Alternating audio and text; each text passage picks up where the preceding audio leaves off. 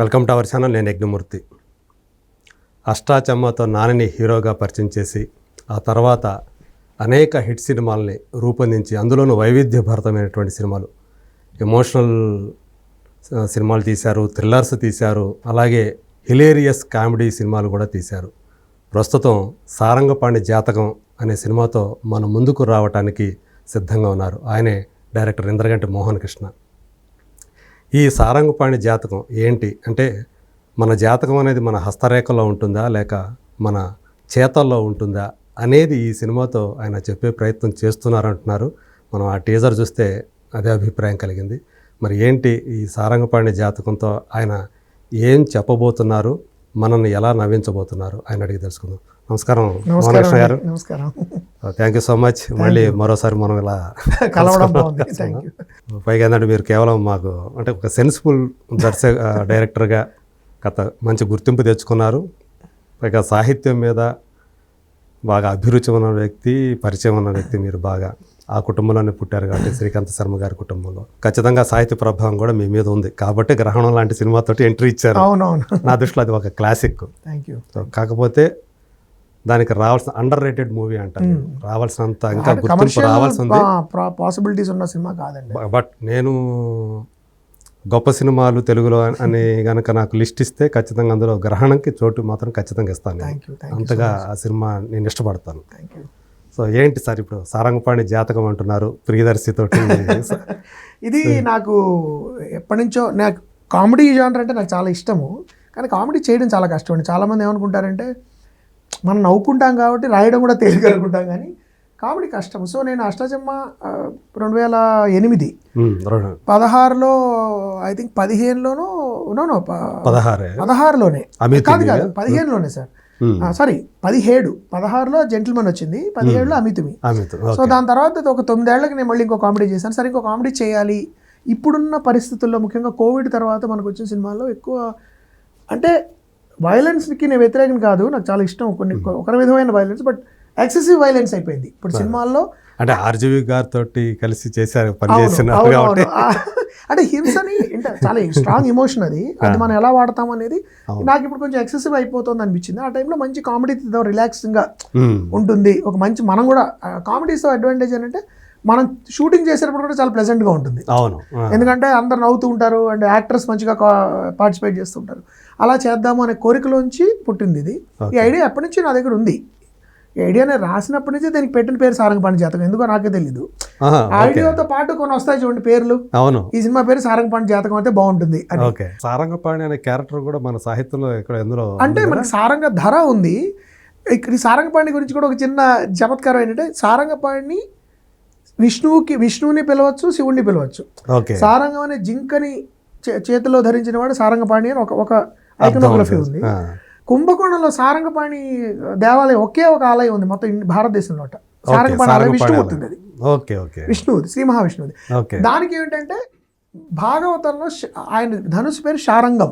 ఆంగ్ల సాహిత్యంలోనూ ఒక మారుమూల కథ. ఆ కథ ఏమిటో పేరు ఏమిటో నేను ముందర వేస్తున్నా తెర మీద, ముందరే చెప్పట్లేదు ఎవరికి.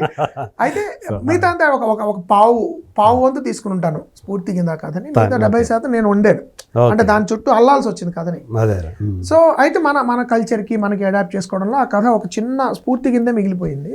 మిగతా అంతా మన కథకి పూర్తిగా మన జీవితానికి అది కూడా ఆస్ట్రాలజీ అలాంటిదే. బట్ చిన్న స్పార్క్, ఒక చిన్న ఏమంటారు ఆకురాయ, మనం ఇట్లా అనడానికి వాడతాం, అలాంటి కింద వాడాను ఆ కథని.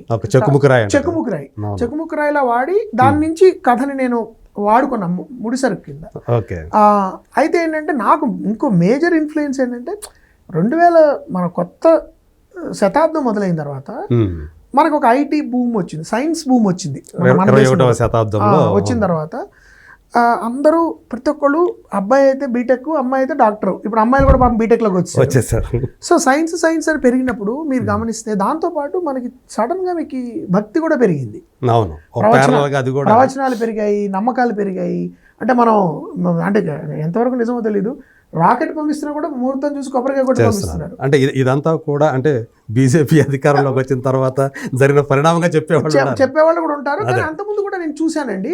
దట్స్ అన్ ఇంట్రెస్టింగ్ వైరుధ్యం అది. అది ఎందుకో నాకు అంటే ఈ నమ్మకాలను ఎప్పటి నుంచి ఉన్నాయి మనకి. మన భిన్న సంస్కృతుల సమ్మేళనం అన్నట్టుగా ఇది కూడా పెరిగింది. పెరగడంతో పాటు ఇంకోటి ఏంటి, ఇప్పుడు నేను చూస్తున్న కొన్ని అన్ని అంటే రాజకీయ పార్టీలకు అతీతంగా నేను చూస్తుంది ఏంటంటే, ఫర్ ఎగ్జాంపుల్ మీరు సిజేరియన్ ఆపరేషన్ చేసుకుంటే ముహూర్తం పెట్టి ఆపరేషన్ అప్పుడు చేయమని అడుగుతున్నప్పుడు కూడా ఉన్నారు.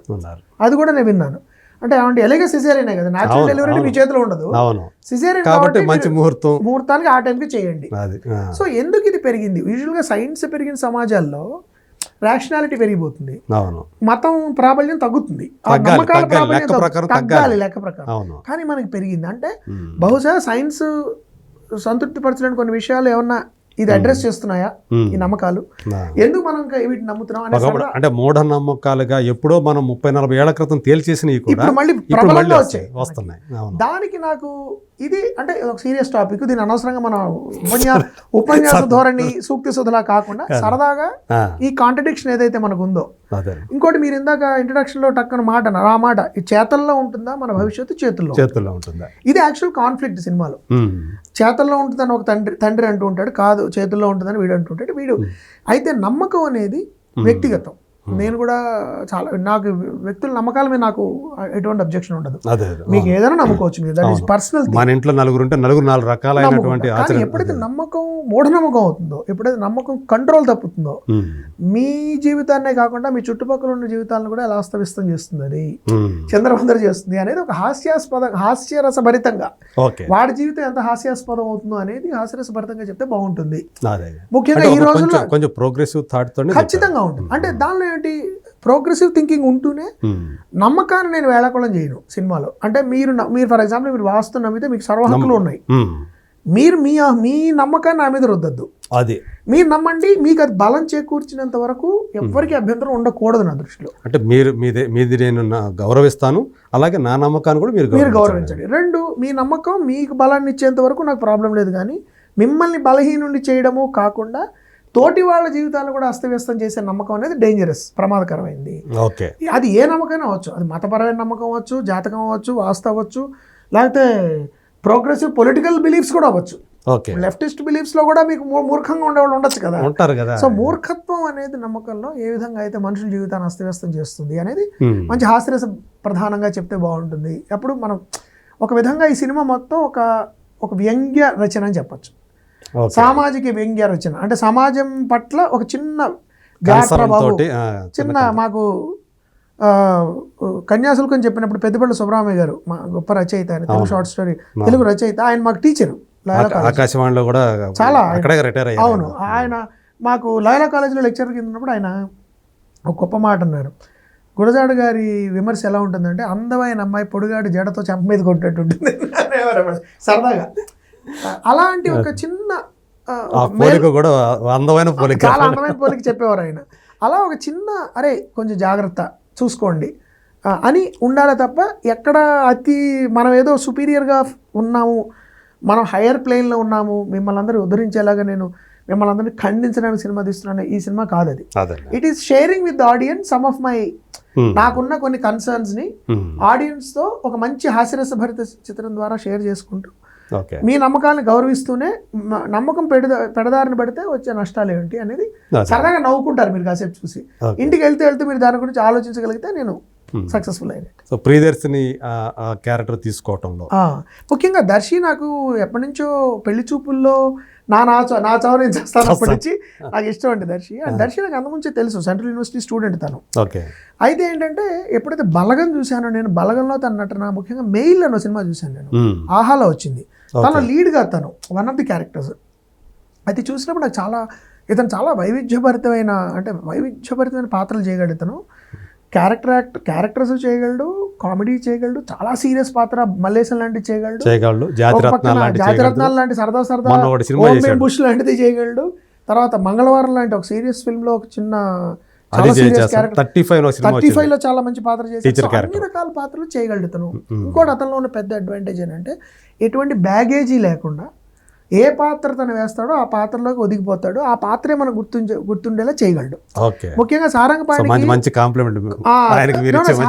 ముఖ్యంగా అలాంటి సినిమాకి కావాల్సిన ఏంటంటే, పలానా నటుడు ఇతను ఇలాంటి సినిమా చేశాడు అని ఒక రెగ్యులర్ ఇమేజ్ లేని వాడు చేయాలి ఆ Okay. పాత్ర నేను అనుకున్నా. ఓకే. నాకు ఆ టైంలో దర్శి కంటే బెటర్ యాక్టర్ ఇంకా నాకు ఎవరు కనబడలేదు. సో అంత వర్సటాలిటీ ఉన్నటువంటి యంగ్ అంత యాక్టర్ కావాలా? వెర్సటైల్గా ఉండాలి. పైగా ఈ సినిమా ఏంటంటే హాస్యరస చిత్రమైన నటుడు పాత్ర కామెడీ చేయడు. అతను పడే కష్టాలు చూసి మనం అతని తెలుగు తక్కువతనం, అతని నానా కష్టాలు అతను పడుతుంటే మనకి మనం వినోదం రావాలి తప్ప అతను కామెడీ చేయడానికి ట్రై చేయకూడదు. ఓకే. అందుకని అది అర్థం చేసుకునే నటుడు కావాలి. అంటే ఒక రకంగా అమాయకత్వం కూడా ఉండాలి. అమాయకత్వం ఉంటుంది, బోళతనం ఉంటుంది, వెర్రి ప్రేమ ఉంటుంది. హీరోయిన్ అమ్మాయిని అంటే ప్రేమ అసలు ఒక విధంగా లవ్ స్టోరీ అది. ప్రేమించి ఒక అమ్మాయిని అతను ఆ అమ్మాయి కోసం పడే కష్టాలు, అతను అమ్మాయిని పొందడానికి, అమ్మాయిని కోల్పోకుండా ఉండడానికి ఏం చేయాలి అనేది అతను పడే కష్టాలు సినిమా. ఆ అందులో కొన్ని ఇలాంటి అడ్డం వస్తుంటాయి. ఆ బోళాతనాలు ఉండాలి, అమాయకత్వం ఉండాలి, ఒక తెలియని ఒక అహంకారం ఉండాలి, తనకే తెలియని కించిత్ హీరోయిజం ఉంటుంది అతనిలో. అవన్నీ తను తెలుసుకుంటూ ఎలాగ తను గుర్తించుకున్నాడు అతను. ఓకే. తనకున్న మానసికమైన ఈ విధమైన దౌర్బల్యాలను ఎట్లాగ అధిగమించాడు. అంటే ఇక్కడ ఇంట్లో వాళ్ళతో కూడా అతను పోరాటం, కాన్ఫ్లిక్ట్లు ఉంటాయి. ఆ అమ్మాయి కుటుంబంతో ఉంటుంది, తన సొంత కుటుంబంలో ఉంటుంది, తన స్నేహితులతో కాన్ఫ్లిక్ట్ ఉంటుంది. ఒరే ఏంట్రా నువ్వు ఇలా అయిపోయావు అంటే, కాదురా నాకు ఇది కావాలి. ఈ కాన్ఫ్లిక్ట్ల మధ్యలోంచి కొంత సంభాషణపరమైన హాస్యం ఉంటుంది, కొంత సన్నివేశపరమైన హాస్యం ఉంటుంది. మీకు ఫస్ట్ హాఫ్ అంతా ఇక్కడ సంభాషణపరమైన హాస్యం, సన్నివేశపరమైన హాస్యం మిక్స్ అయ్యి ఉండి సెకండ్ హాఫ్కి వచ్చేసరికి సన్నివేశభరిత హాస్యం పెరుగుతుంది సంభాషణతో పాటు. సో ఏమంటారు, మన విజువల్ హ్యూమర్ ఉంటుంది, at the same time dialogue based humour కూడా ఉంటుంది. ఈ రెండు సమర్థవంతంగా నడిపేవాడు కావాలి. అది మీ ఒక పక్క రైటర్ సాటిస్ఫై అవుతాడు, ఒక పక్క డైరెక్టర్ కూడా అవ్వాలి. ముఖ్యంగా ఈ సినిమాలో సెకండ్ హాఫ్ మీకు చాలా విజువల్గా నడిచే హ్యూమర్ అండి. నాకు పెద్ద ఇన్స్పిరేషన్ ఏంటంటే మైకేల్ మదన కామరాజు, లేకపోతే పంచతంత్రం, తర్వాత సతీ లీలావతి, బ్రహ్మచారి, కొన్ని సినిమాలు ఉన్నాయి. క్రేజీ మోహన్ గారు రాసిన సినిమాలు, సంగీతం గారు తీసిన సినిమాలు. ఆ సినిమాలో నాకు నచ్చేది అదే, అంటే వర్డ్ ప్లే జరుగుతూనే సిచ్యువేషన్ హ్యూమర్ కూడా ఉంటుంది. అభయ్ షణ్ముఖి, సంగీతం గారి చాలా సున్నిత హాస్యం నాకు చాలా ఇన్ఫ్లుయెన్స్ అయింది. భామనే సత్యభామనే ఫర్ ఎగ్జాంపుల్. ఇలాంటి సినిమాలు మనం చూసి చాలా రోజులు అయింది. సరదాగా అలాంటి సినిమా చేస్తే బాగుంటుంది. అందరం కుటుంబం పిల్లా పాపలతో అందరూ వెళ్ళి అసలు హింస లేకుండా ఉన్నా కూడా, ఒక చిన్న చిన్న ఫైట్లు ఉన్నా కూడా అది మామూలుగా హింసాత్మకంగా ఉండకుండా అలా మనం నవ్వుకుంటూ చూసే సినిమా చేయాలి. దానికి నాకు దర్శి కంటే ప్రస్తుతం నటుల్లో బెస్ట్ చాయిస్ అనిపించింది సారంగపాణికి. అందుకని దాన్ని తీసుకోవడం మీరు అనుకున్నట్టే చాలా అద్భుతంగా చేశాడు. ఇది ఒక ఎన్సాంబుల్ పీస్ అని చెప్పాలి. ఈ సినిమాలో నాకు నచ్చింది ఏంటంటే, నాకు నచ్చిన నటులు అందరితోనూ మళ్ళీ తీసుకురాగలిగాను ఈ సినిమాలోకి. నేను ఇప్పటివరకు పనిచేయని వాళ్ళతో కూడా చేశాను. ఒకటి దర్శి, రెండు హర్ష, చాలా అద్భుతమైన యాక్టర్ అతను, హర్ష చేముడు. నేను 2-3 ఇంటర్వ్యూలు కూడా చెప్పాను. చాలా అద్భుతమైన భవిష్యత్తు ఉంది. అబ్బాయి ఆల్రెడీ చాలా మంచి సినిమాలు చేస్తున్నాడు. But Sundara master most original brilliant comedian ఇప్పుడు వస్తున్న వాళ్ళలో. అఫ్ కోర్స్ నా all time favourite well Kishore. Kishore అంటే నాకు ఎంత ఇష్టం మీకు తెలుసు. Kishore is an absolute comedic genius. అతను పెట్టుకుంటే మీరు అసలు నిశ్చింతగా ఇంకా కెమెరా రోల్ చేసి యాక్షన్ అంటే తను మ్యాజిక్ చేస్తాడు. నెక్స్ట్ నరేష్ గారు, భరణి గారు, ముఖ్యంగా శ్రీనివాస్ అవసరాల ఈ సినిమాలో చాలా కొత్తగా కనబడతాడు. ఇప్పటివరకు తను ఎప్పుడు చేయని లాంటి పాత్ర చేశాడు. సో తను తర్వాత నేను కల్పలత గారు, రూపలక్ష్మి గారితో ఇప్పటివరకు జైలా ఫీమేల్ యాక్టర్స్, వాళ్ళు కొత్తగా వాళ్ళతో వర్క్ చేయడం. బలగం రూపలక్ష్మి గారు అండ్ కల్పలత గారు మన పుష్పాలో చేశారు. సో వాళ్ళు కూడా ఈ సినిమాలో చాలా ఇంట్రెస్టింగ్ రోల్స్ చేశారు. తర్వాత వడ్లమాన శ్రీనివాస్ అని ఆయన చాలా సినిమాలు చేస్తున్నారు. ఆయన చాలా బాగా చేశారు ఈ సినిమాలో ముఖ్యంగా. సో ఏంటంటే ఎవరి క్యారెక్టరు, ఎవరి నటనా శైలి ఇంకోటి నటనా శైలితో ఓవర్లాప్ అవ్వకుండా ఎవరి నటనా శైలిలో వాళ్ళు ఉంటూ ఒకే సినిమాలో నటింపజేసే అవకాశం మనకి సాధారణంగా రాదు. అది కూడా కామెడీలో. మామూలుగా యాక్షన్ సినిమాల్లో అంటే ఒక విలను, హీరో తండ్రి, హీరో బాబా ఇలా కాదు.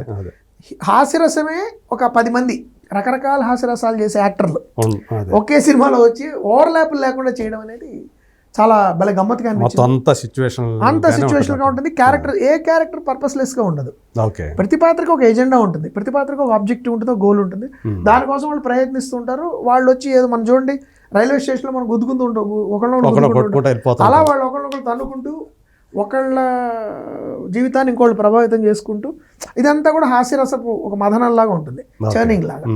అది ప్రయత్నించిన సినిమా ఈ సినిమా. సో నటుల పరంగా కేవలం దర్శియే కాదు, తను అద్భుతంగా చేశాడు. మిగతా వాళ్ళు కూడా బ్రహ్మాండంగా ఎవరి పాత్ర వాళ్ళు చాలా బాగా చిన్న పాత్ర అయినా సమీరా భరద్వాజ్ అని తను మంచి సింగరు, రీల్స్ చేస్తూ ఉంటుంది, చాలా బాగా చేస్తుంది రీల్స్, మంచి కామెడిక్ టైమింగ్ ఉంది అమ్మాయికి. ఓకే. ఒక చిన్న పాత్రకి తను కూడా రమ్మని తను కూడా చేస్తుంది వచ్చి, చిన్న పాత్ర సెకండ్ హాఫ్ లో జస్ట్ ఒక 5 minutes కూడా ఉండదు. ఓకే.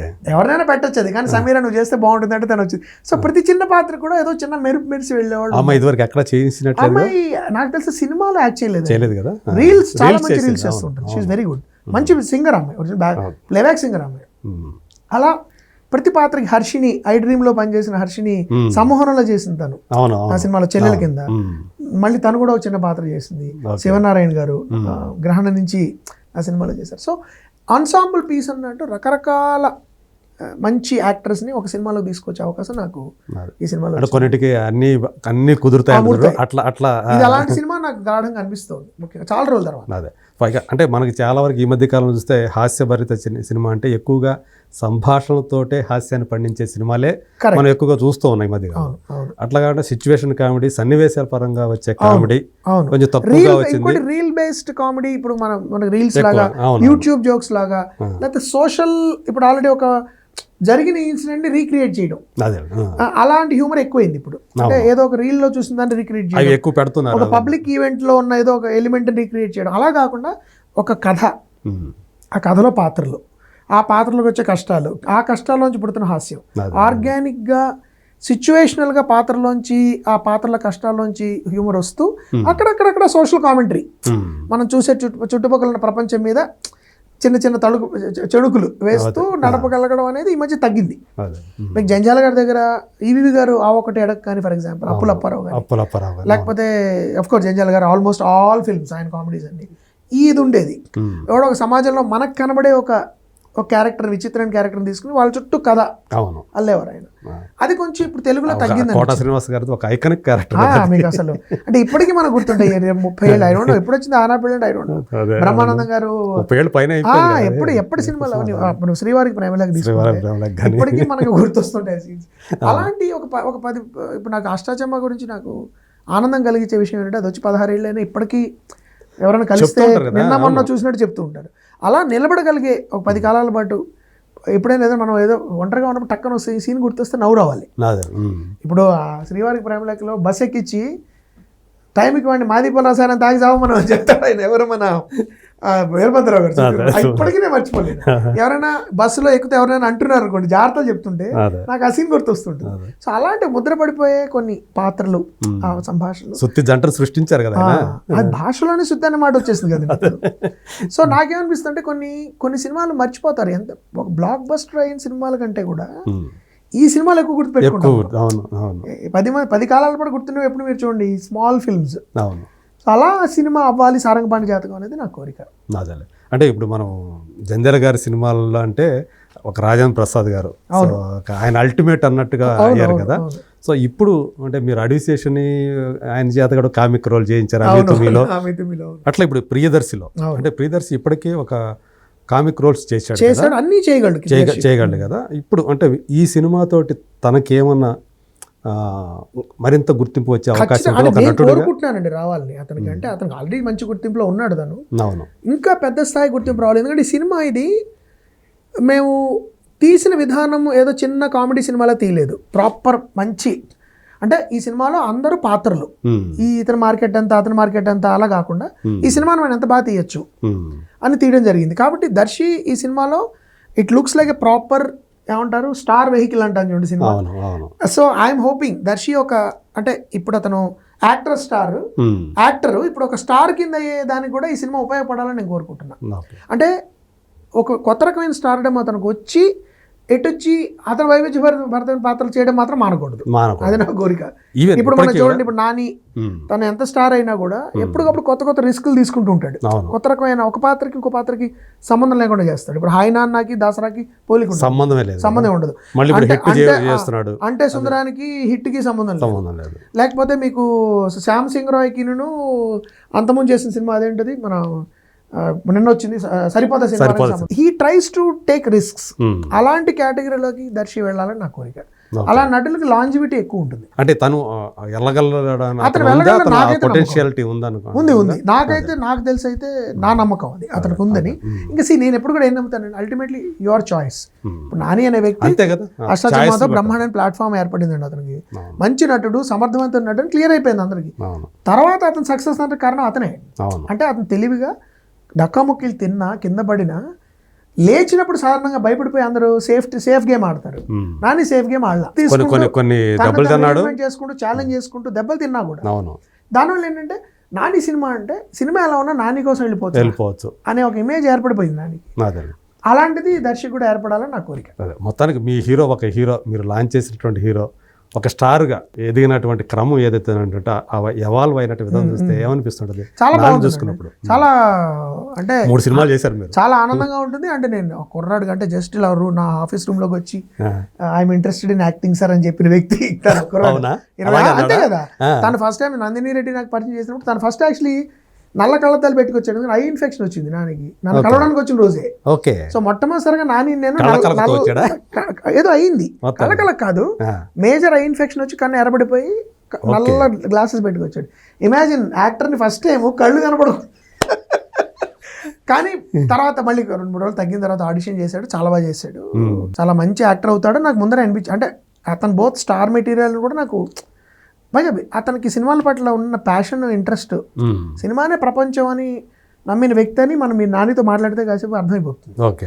సో అతనికి అది ఉంది, ఆ హంగర్ ఉంది ముందు నుంచి రికగ్నైజ్డ్.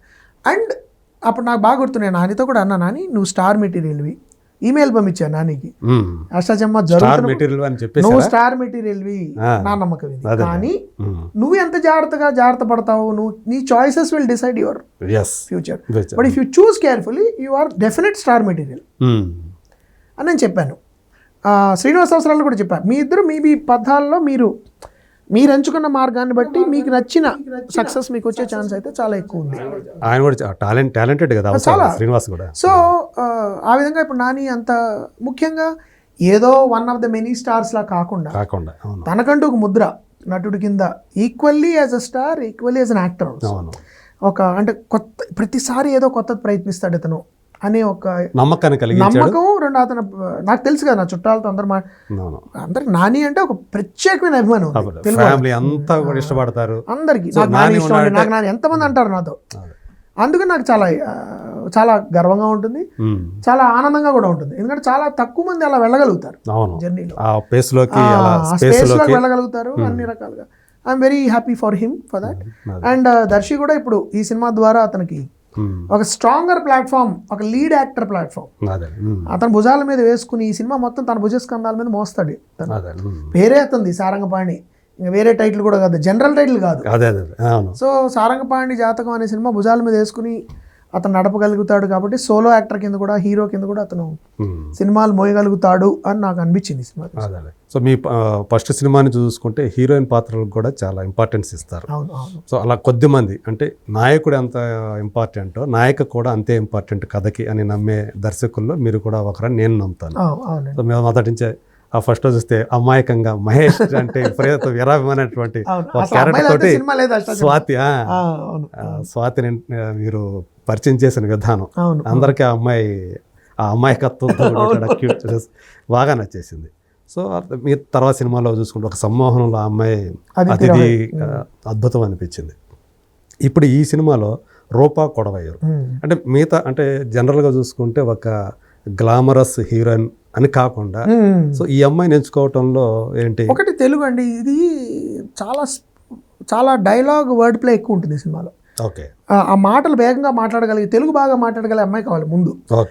ఒక 2-3 చాలా ఎమోషనల్ సీన్స్ ఉంటాయి ఈ సినిమాలో. ఆ అమ్మాయితో ఉన్న సీన్సే భావోద్వేగాలు ఉంటాయి, మిగతా అంతా హాస్యరసంగా ఉన్నా కూడా. ఆ సీన్లో తెలుగు భాష, నేను రాసిన డైలాగ్ని సరిగ్గా న్యాయం చేయగలిగేవాడు కావాలి. నేను ప్రాంప్టింగ్ అసలు అలౌ చేయను సెట్ మీద. నాన్ తెలుగు వాళ్ళైనా నేర్చుకుని వాళ్ళకి 2-3 వారాల క్రితమే స్క్రిప్ట్ వాళ్ళు చదువుతారు, వాళ్ళకి ఇచ్చేస్తాము. ఇంగ్లీష్లో వాళ్ళకి తెలుగు ఇంగ్లీష్లో రాసి ఇచ్చేస్తాము. మేము మొత్తం రీడింగ్ సెషన్స్ చేస్తాము, అంతా ఉంటుంది. కాబట్టి no prompting on the set. అలా కాకుండా అసలు అది కూడా లేకుండా అసలు తెలుగు అమ్మాయి అయితేనే ఎంత హాయిగా ఉంటుంది. ఈ సినిమాలో స్పెషాలిటీ అష్టాచమ్మ తర్వాత బహుశా అమితుమి కూడా, ఈ 2 మూడోది ఇది పూర్తి తెలుగు వాళ్ళు. ఓకే. ఒక్కళ్ళు కూడా డబ్బింగ్ ఆర్టిస్ట్ డబ్బింగ్ చెప్పకుండా ఎవరికి వాళ్ళే డబ్బింగ్ చెప్పుకున్న తెలుగు వాళ్ళ సినిమా ఇది. ఓకే. అష్టాచమ్మాలో అలాగే జరిగింది. అష్టచమైంది, అమితిమి కూడా అలాగే, అమితుమీరు కూడా అలాగే. ఇది కూడా ఓకే. అంతే. ఓకే. సో అలాంటి అమ్మాయి కావాలి. ఇంకోటి తెలుగు అమ్మాయిలా ఉండాలి. తెలుగు వాళ్ళ అందం వేరేగా ఉంటుంది. అంటే మన వాళ్ళు తెల్లగా, అంటే మామూలుగా రెగ్యులర్ నార్త్ ఇండియన్ బ్యూటీలు తక్కువ మంది ఉంటారు, ఫేర్ స్కిన్ వాళ్ళు. నాకు చామన్ ఛాయ నాకు ఇష్టం యాక్చువల్లీ. స్క్రీన్ మీద బాగా రిఫ్లెక్ట్ అవుతుంది చామన్ ఛాయ. స్కిన్ టోన్ చాలా బాగుంటుంది చామన్ ఛాయ. మీకు అమెరికా వాళ్ళందరూ ఎప్పుడు సంటాన్ అని బీచ్లో పడుకునేది మన కాంప్లెక్షన్ కోసం. స్పానిష్ వాళ్ళకు ఉంటుంది చూడండి ఒక అవును. అది నాకు అదొకటి. 2 తెలుగు రావాలి. 3 ఇమ్మాయి నాకు ఉమామహేశ్వర ఉగ్ర నచ్చింది, చాలా బాగా చేసింది అనిపించింది. తర్వాత నాకు ఆన్ అండ్ ఆఫ్ అమ్మాయి డాన్స్ వీడియోలు అవి చూసాను నేను. మంచి డాన్సర్ అమ్మాయి, చేసింది మంచి డాన్సర్ కూడా అమ్మాయి. డాన్స్ వీడియోస్ అవి చూసాను. అండ్ నేను పిలిచి ఆడిషన్ చేసినప్పుడు నాకు చాలా నచ్చింది. చాలా చాలా బాగా చేస్తుంది సినిమాలో. మీరు అంటే తెలుగు అమ్మాయిల్లో ఉన్న పొటెన్షియల్ ఏమిటి, నట్టిగా అంటే భాష తెలియడం వల్ల వచ్చే అడ్వాంటేజ్, రచనని అర్థం చేసుకోగలిగే ఎబిలిటీ, నువాన్స్ని అర్థం చేసుకోగలిగే సమర్థత ఎంత పెరుగుతుంది భాష తెలిస్తే. పాపం భాష తెలియని వాళ్ళు కూడా ఇప్పుడు అదితిరావు నేర్చుకుందండి తెలుగు, తనే డబ్బింగ్. తెలుగు అమ్మాయి కూడా నివేత థామస్ ఇప్పుడు మనంత బాగా మాట్లాడేస్తుంది. కృతి శెట్టి అద్భుతంగా మాట్లాడుతుంది తెలుగు, వాళ్ళు కూడా నేర్చుకుంటున్నారు. బట్ ఎంత వచ్చే జనరేషన్ అందరూ కూడా చాలా స్పీడ్గా నేర్చేసుకుంటున్నారు. ఇక్కడ ఈ అమ్మాయి నాకు ప్రత్యేకంగా కొంచెం నిజంగా ఏమంటారు నేటివ్ తెలుగు అమ్మాయిలాగా అనిపించాలి, అథెంటిసిటీ ఉండాలి, సాధికారత ఉండాలి. అందుకని నేను రూపా అనుకున్నాను. రూపానే కాదు, 3-4 నేను కన్సిడర్ చేసినప్పుడు రూపా నాకు అందరికంటే స్ట్రాంగెస్ట్ క్యాండిడేట్ అనిపించింది. యాక్టింగ్ పరంగా, లాంగ్వేజ్ పరంగా అండ్ లుక్స్ పరంగా. ఆ అమ్మాయిలో ఒక అందమైన అచ్చమైన తెలుగు కనపడుతుంది. మన ఇంట్లో మనం చూడండి పెళ్లిలో అక్కడ చూస్తుంటే చాలా అందంగా ఉందని, అలాంటి తెలుగు అమ్మాయి. అలాంటి అందుకని అది కావాలి అనిపించింది. కొంత మోడర్న్ డ్రెస్సులు, ట్రెడిషనల్ డ్రెస్సులు కూడా ఈక్వల్గా క్యారీ చేయగలగాలి. ఈ సినిమాలో అమ్మాయి హ్యుండాయ్ షోరూంలో మేనేజర్. సో వాళ్ళ యూనిఫామ్ వేసుకుని ఉండాలి, తర్వాత గబుక్కి చీర కట్టుకున్నా బాగుండాలి, జీన్స్ వేసుకున్నా బాగుండాలి, చుడిదార్, అన్ని రకాల డ్రెస్సులు కాన్ఫిడెంట్గా క్యారీ చేయగలగాలి. అది ఒకటి అమ్మాయిలో ఉంది. She has a nice figure which can carry any dress. అదొకటి అనదర్ అడ్వాంటేజ్. అండ్ ఈ 3 ముఖ్యంగా ఏంటంటే ఇప్పుడు వెన్నెల కిషోర్, ప్రియదర్శి, హర్ష, నరేష్ గారు, తనికెళ్ళ భరణి, శ్రీనివాస్ అవసరం, వీళ్ళందరూ ముందు నిలబడాలంటే మీరు తత్తమమ్మ అన్నారనుకోండి తెలుగు వాళ్ళకి టార్చర్. సార్ తెచ్చారు సార్ మేము చచ్చిపోతున్నాం అంటారు. అందుకని వాళ్ళందరితో ధీటుగా కూడా నిలబడగలిగింది అమ్మాయి. అందుకని నాకు చాలా అంటే హిందా షోరూమ్ కి ఏదైనా కొనడానికి వస్తాడు మనడు వెహికల్ కొనడానికి. మీరు చూడండి సినిమా, మీరు చూడాలి, చూస్తే మీకే తెలుసు. సో మొత్తానికి సారంగపాణి జాతకాన్ని మార్చేసే అమ్మాయి. అమ్మాయి పేరేంటి సినిమా? అమ్మాయి పేరు Maithili. Okay. Sarangapani versus Maithili. So కాబట్టి మంచి పాత్ర చాలా బాగా చేస్తున్నాను. సో ఆ అమ్మాయి కూడా ఈ సినిమా మంచి ప్లాట్ఫామ్ అవ్వాలని నేను కోరుకుంటున్నానండి. ఎందుకంటే తెలుగు అమ్మాయిలు వస్తున్నారు ఇప్పుడు, కానీ లీడ్ రోల్స్కి వెళ్ళగలిగే తెలుగు అమ్మాయిలు రావాలి. పెద్ద పెద్ద నటులతో పాటు చేయగలిగే తెలుగు అమ్మాయిలు ఇప్పుడు వస్తున్నారు నాకు అనిపిస్తుంది. అంటే మీరు కూడా కొంతవరకు తెలుగు అమ్మాయిలు ఎంకరేజ్ చేయాలని ప్రయత్నం చేస్తున్నారు. ఇప్పుడు నేను 12వ సినిమా అండి. దాదాపు నా సినిమాల్లో 7 to 8 సినిమాల్లో తెలుగు వాళ్ళు హీరోయిన్. స్వాతి, ఈషా, తర్వాత ఇమ్మాయి. అంటే మీరు అదితిరావు తెలుగు కింద వేసేస్తే అదితి. నేను పనిచేసిన నాన్ తెలుగు వాళ్ళు కూడా తెలుగు నేర్చుకున్నారు. ఇప్పుడు కృతి శెట్టి బ్రహ్మాండంగా మాట్లాడింది, నివేద, తను, సురభి, భూమిక, ఈ 4 ప్రాబ్లమ్ నేను వర్క్ చేసిన నాన్ తెలుగు వాళ్ళు. మిగతా వాళ్ళందరూ తెలుగు వాళ్ళే. కొంతమంది రిపీట్ అయ్యారు. స్వాతి 2 సినిమాలు చేసింది, ఈషా 2 చేసింది, ఈషా 3 చేసింది. ఇప్పుడు తనెవరు మన అదితి అఫ్ కోర్స్ 2 చేసింది, మీ కూడా చేసింది. So basically and of course Nivetha కూడా రిపీట్ చేసింది. వీలో నివేతనే డబ్బింగ్ చెప్పింది, పూర్తిగా తెలుగు డబ్బింగ్ తనే చెప్పింది. సో నాకు జనరల్గా నాకు నచ్చిన నటులు నేను రిపీట్ చేస్తాను. బికాజ్ ఒకటి స్వార్థం ఏంటంటే శ్రమ ఉండదు, భాష తెలుసు, నేను ఎలా వర్క్ చేస్తానో తెలుసు కాబట్టి ఫట్ వాళ్ళు తొందరగా చేస్తారు. 2 మన సినిమాలో మన వాళ్ళని హీరోయిన్ కింద పెట్టుకుంటున్నాం అని చెప్పుకోవాల్సిన పరిస్థితి అనేది దురదృష్టం. మలయాళీ సినిమాలో, తమిళ సినిమాలో హ్యాపీగా పెడుతూ ఉంటారు. నార్త్ ఇండియన్స్ పెట్టినా చాలా మంది తెలుగు, తమిళ, కన్నడ, మలయాళం వాళ్ళు చేస్తూ ఉంటారు. సో అందుకని నాకు చాలా న్యాచురల్గా అనిపిస్తుంది తెలుగు సినిమాలో తెలుగు అమ్మాయిలు హీరోయిన్ కింద ఉండాలి కదా. తెలుగు వాళ్ళు హీరోగా ఉన్నప్పుడు తెలుగు అమ్మాయిలు ఎందుకు అదే సమూహం ఎందుకనో ఎక్కువ మంది రావట్లేదు ఈ సినిమా. అంటే కొంత ఒక రకమైన అది ఇమోషనల్లీ రిస్కీ ప్రొఫెషన్ అండి కొంచెం. ఎందుకంటే మీకు ఎంతైనా మీ శరీరం అనేది కూడా భాగం అయిపోతుంది కదా డిస్ప్లేలో. అవును. అయినప్పుడు దాన్ని ఎంత మెచ్యూర్గా హ్యాండిల్ చేయగలము, ఆ ఎమోషనల్ స్ట్రెస్ని. రెండు చాలా ఆకర్షణలు చాలా ఉన్న ఫీల్డ్ అది. అవును. సో తల్లిదండ్రులు కూడా భయపడతారు, అమ్మ వీళ్ళు వెళ్తే వీళ్ళు ఎక్కడైనా పొరపాటు జరిగిపోతుందేమో అని రెప్యుటేషన్ పరంగా కూడా వరి అవుతారు. బయట ఏమనుకుంటారో, సమాజం ఏమనుకుంటారో చాలా ఉంటాయండి బాబా. I don't blame them. కానీ ఇప్పుడు మెచ్యూరిటీ వస్తుంది పేరెంట్స్ లో కూడా, వాళ్ళు అర్థం చేసుకుంటున్నారు. లేదు, ప్రొఫెషనలిజం కూడా పెరిగింది మన ఇండస్ట్రీలో, కొంత పెరుగుతూ వస్తుంది. సో భవిష్యత్తులో ఇంకా రావాలని నేను అనుకుంటున్నాను. ఒకప్పుడు అంటే చెన్నైలో ఉన్నప్పుడు ఎక్కువ మంది రంగస్థలం నుంచి వెళ్ళిన వాళ్ళు కాబట్టి వాళ్ళకి అలవాటు పిక్ చేసుకోవడం కూడా రంగస్థలం నుంచి పిక్ చేసుకున్నారు కాబట్టి మీకు ఎంచుకోవడం చాలా తేలికయ్యేది. ఇప్పుడు రకరకాల రంగాల నుంచి వస్తున్నారు, మోడలింగ్ నుంచి వస్తున్నారు, ఇప్పుడు రీల్స్ నుంచి వస్తున్నారు. రీల్స్ నుంచి వచ్చేస్తారు, లేకపోతే ఫేస్బుక్ లో చూసి సెలెక్ట్ చేయొచ్చు మీరు. ఇన్స్టా రీల్స్ లోనే మీకు ఆడిషన్ అయిపోతుంది. ప్రభాస్ పక్కన హీరోయిన్ కూడా అలా వచ్చిన అమ్మాయి కదా మీకు. అమ్మాయి చాలా మంచి డాన్సర్. అవును, చాలా మంచి డాన్సర్ అమ్మాయి. నేను అమ్మాయి వీడియోస్ చూసాను కొన్ని. ఎనవియా ఏదో అట్లాంటిది ఏదో ఉంది, పేరు మర్చిపోయాను అమ్మాయి. She's very good, very nice dancer. అదే. సో అలా కూడా రావచ్చు. సోషల్ మీడియా అనేది ఈ రకంగా కూడా ఉపయోగపడుతుంది. అయ్యో చాలా. నాకు ముఖ్యంగా నాకు మిగతా సోషల్ మీడియా నేను ఎక్కువ చూడండి, నాకు కొంచెం బోరు. అంటే అనవసరం చాలా నెగిటివిటీ కూడా ఉంది, అనవసరం నెగిటివిటీ ఉంది, ఎక్కువ చెత్త వస్తుంది అనేది మనకి అకారణమైన నెగిటివిటీ. విమర్శ వేరు, ద్వేషం వేరు. ఇప్పుడు వెంకమూర్తి గారు మీ చొక్కా బాగాలేదండి, నాకు నచ్చలేదు, మీరు ఈ కలర్ కాకుండా వేరే చొక్కాలు వేసుకున్న అనేది విమర్శ. ఏంటి ఇంత దరిద్రం అని మాట్లాడాను అనుకోండి, అది చాలా. అంటే కొంతమంది ఊరికే ఇప్పుడు మీరు ఫోటో పెడితే రాస్తాడు అంతే, నీ మొహానికి ఇదా ఊరికి. అంటే మనకు చూసి జాలేస్తుంది, అంటే వాడికి పాపం వేరే జీవితం లేదా, ఖాళీగా ఉన్నాడు. అలా ఆ నెగిటివిటీ తీసేస్తే చాలా మంచి టాలెంట్ని కూడా నేను సోషల్ మీడియాలోనే చూశాను. అవును, రీల్స్లో కానీ. ఇప్పుడు సమీరా భరద్వాజ్ రీల్స్ చూసేనే నేను సెలెక్ట్ చేశాను. అలాగే రూపాని కూడా చాలా వరకు తన డాన్స్ రీల్స్ చూసి, తను పెట్టిన కొన్ని పోస్టులు చూసి, వాట్ ఎవర్ అమ్మ ఇంటర్వ్యూస్ చూసి, నివేతా థామస్ నేను అట్లాగే సెలెక్ట్ చేశాను. అదితి ఆఫ్ కోర్స్ తను పెద్ద పెద్ద సినిమాలే చేసింది. ఇప్పుడు ఇద్దరు ఒకే పేరుతో ఉన్నారు, ఇద్దరు ఉండేటప్పుడు కొంచెం ఇబ్బంది అవుతుందేమో. రూప లక్ష్మి గారు ఉన్నారు. అది నేను లక్ష్మి గారిని పిలిచేవాడు సెట్ మీద. అవునా? ఈ తను రూప, ఆవిడ లక్ష్మి గారు, ఆవిడ నవ్వేవారు అనమాట. రకరకాల సమస్యలు వచ్చాయి సెట్ లో. నాకు దర్శన్ అని ఒక ఎడిటర్, ఒక అసిస్టెంట్ ఉన్నాడు, ఏడి దర్శన్. సో ఎప్పుడైనా దర్శన్ అంటే సార్ అనేవాడు, దర్శి కాదు నిన్ను కాదు. నేను దర్శన్ పిలిస్తే దర్శన్ రెస్పాండ్ అవుతుంటాడు. మాకు ఈసారి ఈ సినిమాలో గమ్మత్తుగా ఇద్దరిద్దరు కార్తీక్లు, ఇద్దరిద్దరు దర్శన్లు, ఇద్దరు రూపలు ఇలా వచ్చారు మేడం. ఇద్దరు ప్రవీణ్లు, నా డ్రైవర్ పేరు ప్రవీణ్, ఇంకో యాక్టర్ పేరు, అలా రకరకాల మంది. సో అలాంటి గమ్మత్తులు చాలా జరిగాయి. కానీ నేను నా సౌలభ్యం కోసం ఆవిడ లక్ష్మి, ఈవిడ రూప. సరే, మీ first film hero Tanikella Bharani garu. ఈ సినిమాలో చూసేటప్పుడు ఆయనకు అప్పుడే చెప్తుంటారు కొన్ని మామూలుగా, ఆయన నుంచి ఏమైనా ఒక కాంప్లిమెంట్ లాంటిది వచ్చిందా? ఒకటి, భరణ్ గారు అంత సీనియర్ యాక్టర్ అయినండి. నేను గ్రహణంలో ఆయన నా పట్ల ఎలా ఉన్నారో, ఒక దర్శకుడు అంటే దర్శకుడే భరణ్ గారి దృష్టిలో. నీకు ఎలా కావాలి చెప్పు, ఎన్ని రకాలుగా కావాలి చెప్పు అనే ఇదే తప్ప ఎప్పుడు నేను సీనియర్ యాక్టర్ని, నువ్వు మొన్న వచ్చావు కదా, నిన్నగా మొన్న వచ్చావు, అలా ఎప్పుడు ఉండదు భరణ్ గారు.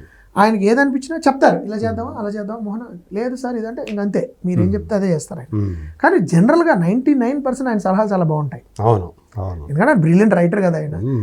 ఇలా అన్నావా, ఇలా అంటే బాగుంటుంది అంటే తప్పకుండా సార్ అంటే అలా అంటారు. ఆయనకి నచ్చినప్పుడు, నా రచన ఆయనకి నచ్చింది అనుకోండి, నేను మారుద్దామని ఆయన ఒప్పుకోడు. బాగుంది కదా, అది మార్చద్దు, ఉంచదు, అదే అంటాననేవాడు. అంత నిజాయితీ. సో ఆయనతో వర్క్ చేయడం ఇట్స్ ఆల్వేస్ ఎ జాయ్. ఆయన వస్తే మీరు ఎప్పుడైనా ఆయన వచ్చినప్పుడు సెట్లోకి రావాలండి. మొత్తం అసలు కోలాహలంగా ఉంటుంది. చిన్న నటుడు, పెద్ద నటుడు, కొత్త నటుడు, పాత నటుడు ఎవ్వరు లేరు. అందరితోనూ అంతే స్నేహంగా ఉంటారు, అంత కలివిడిగానే ఉంటారు, అంత వినయంగానే ఉంటారు, అంత గివ్ అండ్ టేక్ ఉంటుంది, అంత కొలాబరేటివ్ కూడా ఉంటారు. శ్రీనివాస్ అవసరాలు ఉన్నారు, అవసరాలు ఆయన కలిస్తే అది అసలు ఎక్స్ప్లోజివ్ గా ఉంటుంది. అసలు ఒకళ్ళ మీద ఒకళ్ళు పోటీగా జోక్స్ అదిరిపోతుంది. అలాంటి వాతావరణం. వెల్లు కిషోర్ ఇంక వాళ్ళు కలిసారంటే మీరు పండగ వాతావరణంలో షూట్ చేసినట్టు ఉంటుంది. So Bharani garu is always my ఏమంటారు పిల్లర్ ఆఫ్ స్ట్రెంగ్త్.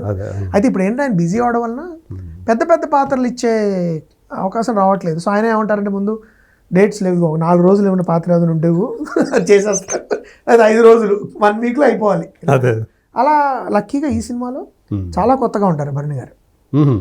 చాలా కొత్తగా ఉంటారు. మీ టీజర్ నెగిటివ్ రోలా? కైండ్ ఆఫ్ మీరు చూద్దరు కానీ ఓకే. ఒక నెగిటివ్ రోల్ ఉంటుంది ఆయనది, బాగుంటుంది చాలా. ఇప్పుడు హీరో ఫాదర్ ఎవరు, హీరోయిన్ ఫాదర్ ఎవరు? హీరో ఫాదర్ వడ్లమాన్ శ్రీనివాస్ గారు అండి. ఓకే. హీరోయిన్ ఫాదర్ నరేష్ గారు. నరేష్ గారి భార్య అంటే హీరోయిన్ తల్లి రూపలక్ష్మి గారు, ఓకే. హీరో తల్లి కల్పలత గారు. ఇది ఫ్యామిలీ ఫిక్స్. ఫిక్స్ కల్పలత గారు, రూపల్ గారు, అమ్మలు. అయితే అంటే వాళ్ళు మామూలు రెగ్యులర్ అన్న ఇడ్లీ పొద్దున అన్నం పెట్టి ఒరే అట్లయిపో అమ్మలు నా సినిమాలో ఉండరు జనరల్ గా. నా సినిమాలో అమ్మలు కూడా యాక్చువల్లీ ఆ నాన్నల కంటే బిజీగా ఉంటారు, ఉద్యోగాలు చేసుకుంటూ వాళ్ళ కూడా వాళ్ళు ఉంటారు. ఎందుకంటే నేను అలాంటి ఫ్యామిలీలో పెరిగాను. మా అమ్మగారు కూడా ఎంప్లాయీ, చాలా బిజీగా ఉండేవారు. సో నేను మామూలుగా ఇంట్లో కూర్చుని హోమ్ మేకర్స్ నా సినిమాలు తక్కువ మంది ఉంటారు. వాళ్ళు ఉన్నా కూడా ఏదో పని చేస్తుంటారు. ఇప్పుడు సమ్మోహన్లో ఆవిడ వంటలు చేస్తూ ఉంటుంది, కేటరింగ్ షాప్ నడుపుతూ ఉంటుంది. సో ఏదో ఒకటి నాకు something I like to create. ఆడవాళ్ళు నేను ఖాళీగా కేవలం గృహిణులుగా, ఎందుకంటే నిజంగా చాలా మంది కోట్ల మంది ఆడవాళ్ళు పనిచేస్తున్నారు కదా, బయటికి వెళ్ళి ఉద్యోగాలు చేస్తున్నారు. అందరూ ఇళ్లలో కూర్చుని గృహిణులు కూడా పనిచేస్తున్నారు బయటికి వెళ్ళి కదా. వాళ్ళు ఇంట్లో ఉన్నసేపు వాళ్ళ ఫ్యామిలీని చూసుకోవచ్చు, కానీ మళ్ళీ పొద్దున కానీ ఉద్యోగానికి వెళ్తున్నారు, సాయంత్రం వస్తున్నారు. సో ఈ రోజుల్లో అంత డిమాండ్ అండి అమ్మాయిలకి. తప్పదు కూడా. ఇప్పుడు ఎలా అయిపోయిందంటే వాళ్ళు లిస్టులు చెప్తున్నారు పెళ్లికి, ఇవన్నీ ఉన్నాయా నీకు, ఉంటేనే చేసుకుంటా. దాని మీద కూడా జోక్ ఉంటుంది. కాబట్టి situation is like that. And నాకు ఆ వాతావరణం సృష్టించడం ఎక్కువ ఇష్టం. ట్రెడిషనల్గా మనకి రెగ్యులర్గా తెలుగు సినిమాలో క్లీషేడ్ ఇవి ఉంటాయి కదా కొన్ని. తల్లి అనగానే ఆవిడ ఎప్పుడు పట్టు చీర కట్టుకుని డైనింగ్ టేబుల్ దగ్గర వడ్డిస్తుంది, ఎప్పుడు అదే ఉంటుంది. లేకపోతే వాడు ఏదైనా పొరపాటు చేసినప్పుడు ఏమిట్రా ఇలా చేసావు, అమ్మాయిని ప్రేమించు, లేదా మీ నాన్నగారు చెప్పిన మాట విని ఇలాగే ఉంటుంది. ఇది కాకుండా వాళ్ళకంటూ ఒక వాయిస్ ఉండి, వాళ్ళకంటూ అభిప్రాయం ఉండి, వాళ్ళ అసర్టివ్గా ఉండే ఒక వ్యక్తిత్వం ఉండే పాత్రలు నేను పెట్టడానికి ఇష్టపడతాను. నైస్. అయితే సో శివలంక కృష్ణ ప్రసాద్ గారితో ఇది మూడో సినిమా. అవునండి. సో నిర్మాణ అంటే ఆయన ప్రొడక్షన్ వాల్యూస్ ఎలా ఉంటాయి? ఆయన జనరల్గా ఆయన మేము కంట్రోల్ చేయాలి, అవసరం లేదని పెట్టుబడి పెట్టే ప్రొడ్యూసర్ ఆయన. ఇది బాగుంది, ఇది చెయ్యాలి, ఇది అమ్మో ఇక్కడ తగ్గకూడదు అలా ఉంటుంది. అక్కర్లేదండి ఇది అన్న కూడా పర్లేదు, నీ ఓకే కదా అని అలా ఉంటుంది అనమాట. రెండు ఏంటంటే కథ అసలు విని, కథ బాగుంది నేను చేస్తాను, ఈ కథ నిజంగా మంచి కథ, దీన్ని మనం తీయాలి. అంతేగాని ఈ హీరో డేట్లు ఉన్నాయి, లేకపోతే పలానా డేట్, ఈ రెండు కాంబినేషన్ కొట్టేసి ఏదో ఒకటి డబ్బులు నొల్లేసుకుందాము అని ఆలోచన లేని నిర్మాత. అభిరుచి నిర్మాత ఈ కథ భలే ఉందా, ఇది ఎలాగని తీయాలి అని. జెంటిల్మెన్ విషయంలో కానీ, సమ్మోహన్ల విషయంలో కానీ, ఈ సినిమా విషయంలో కానీ కథను ప్రేమించిన వ్యక్తి ఆయన. అందుకని నాకు ఆయన అంటే మా ఇద్దరికి కొంచెం వైబ్ కూడా ఏర్పడింది.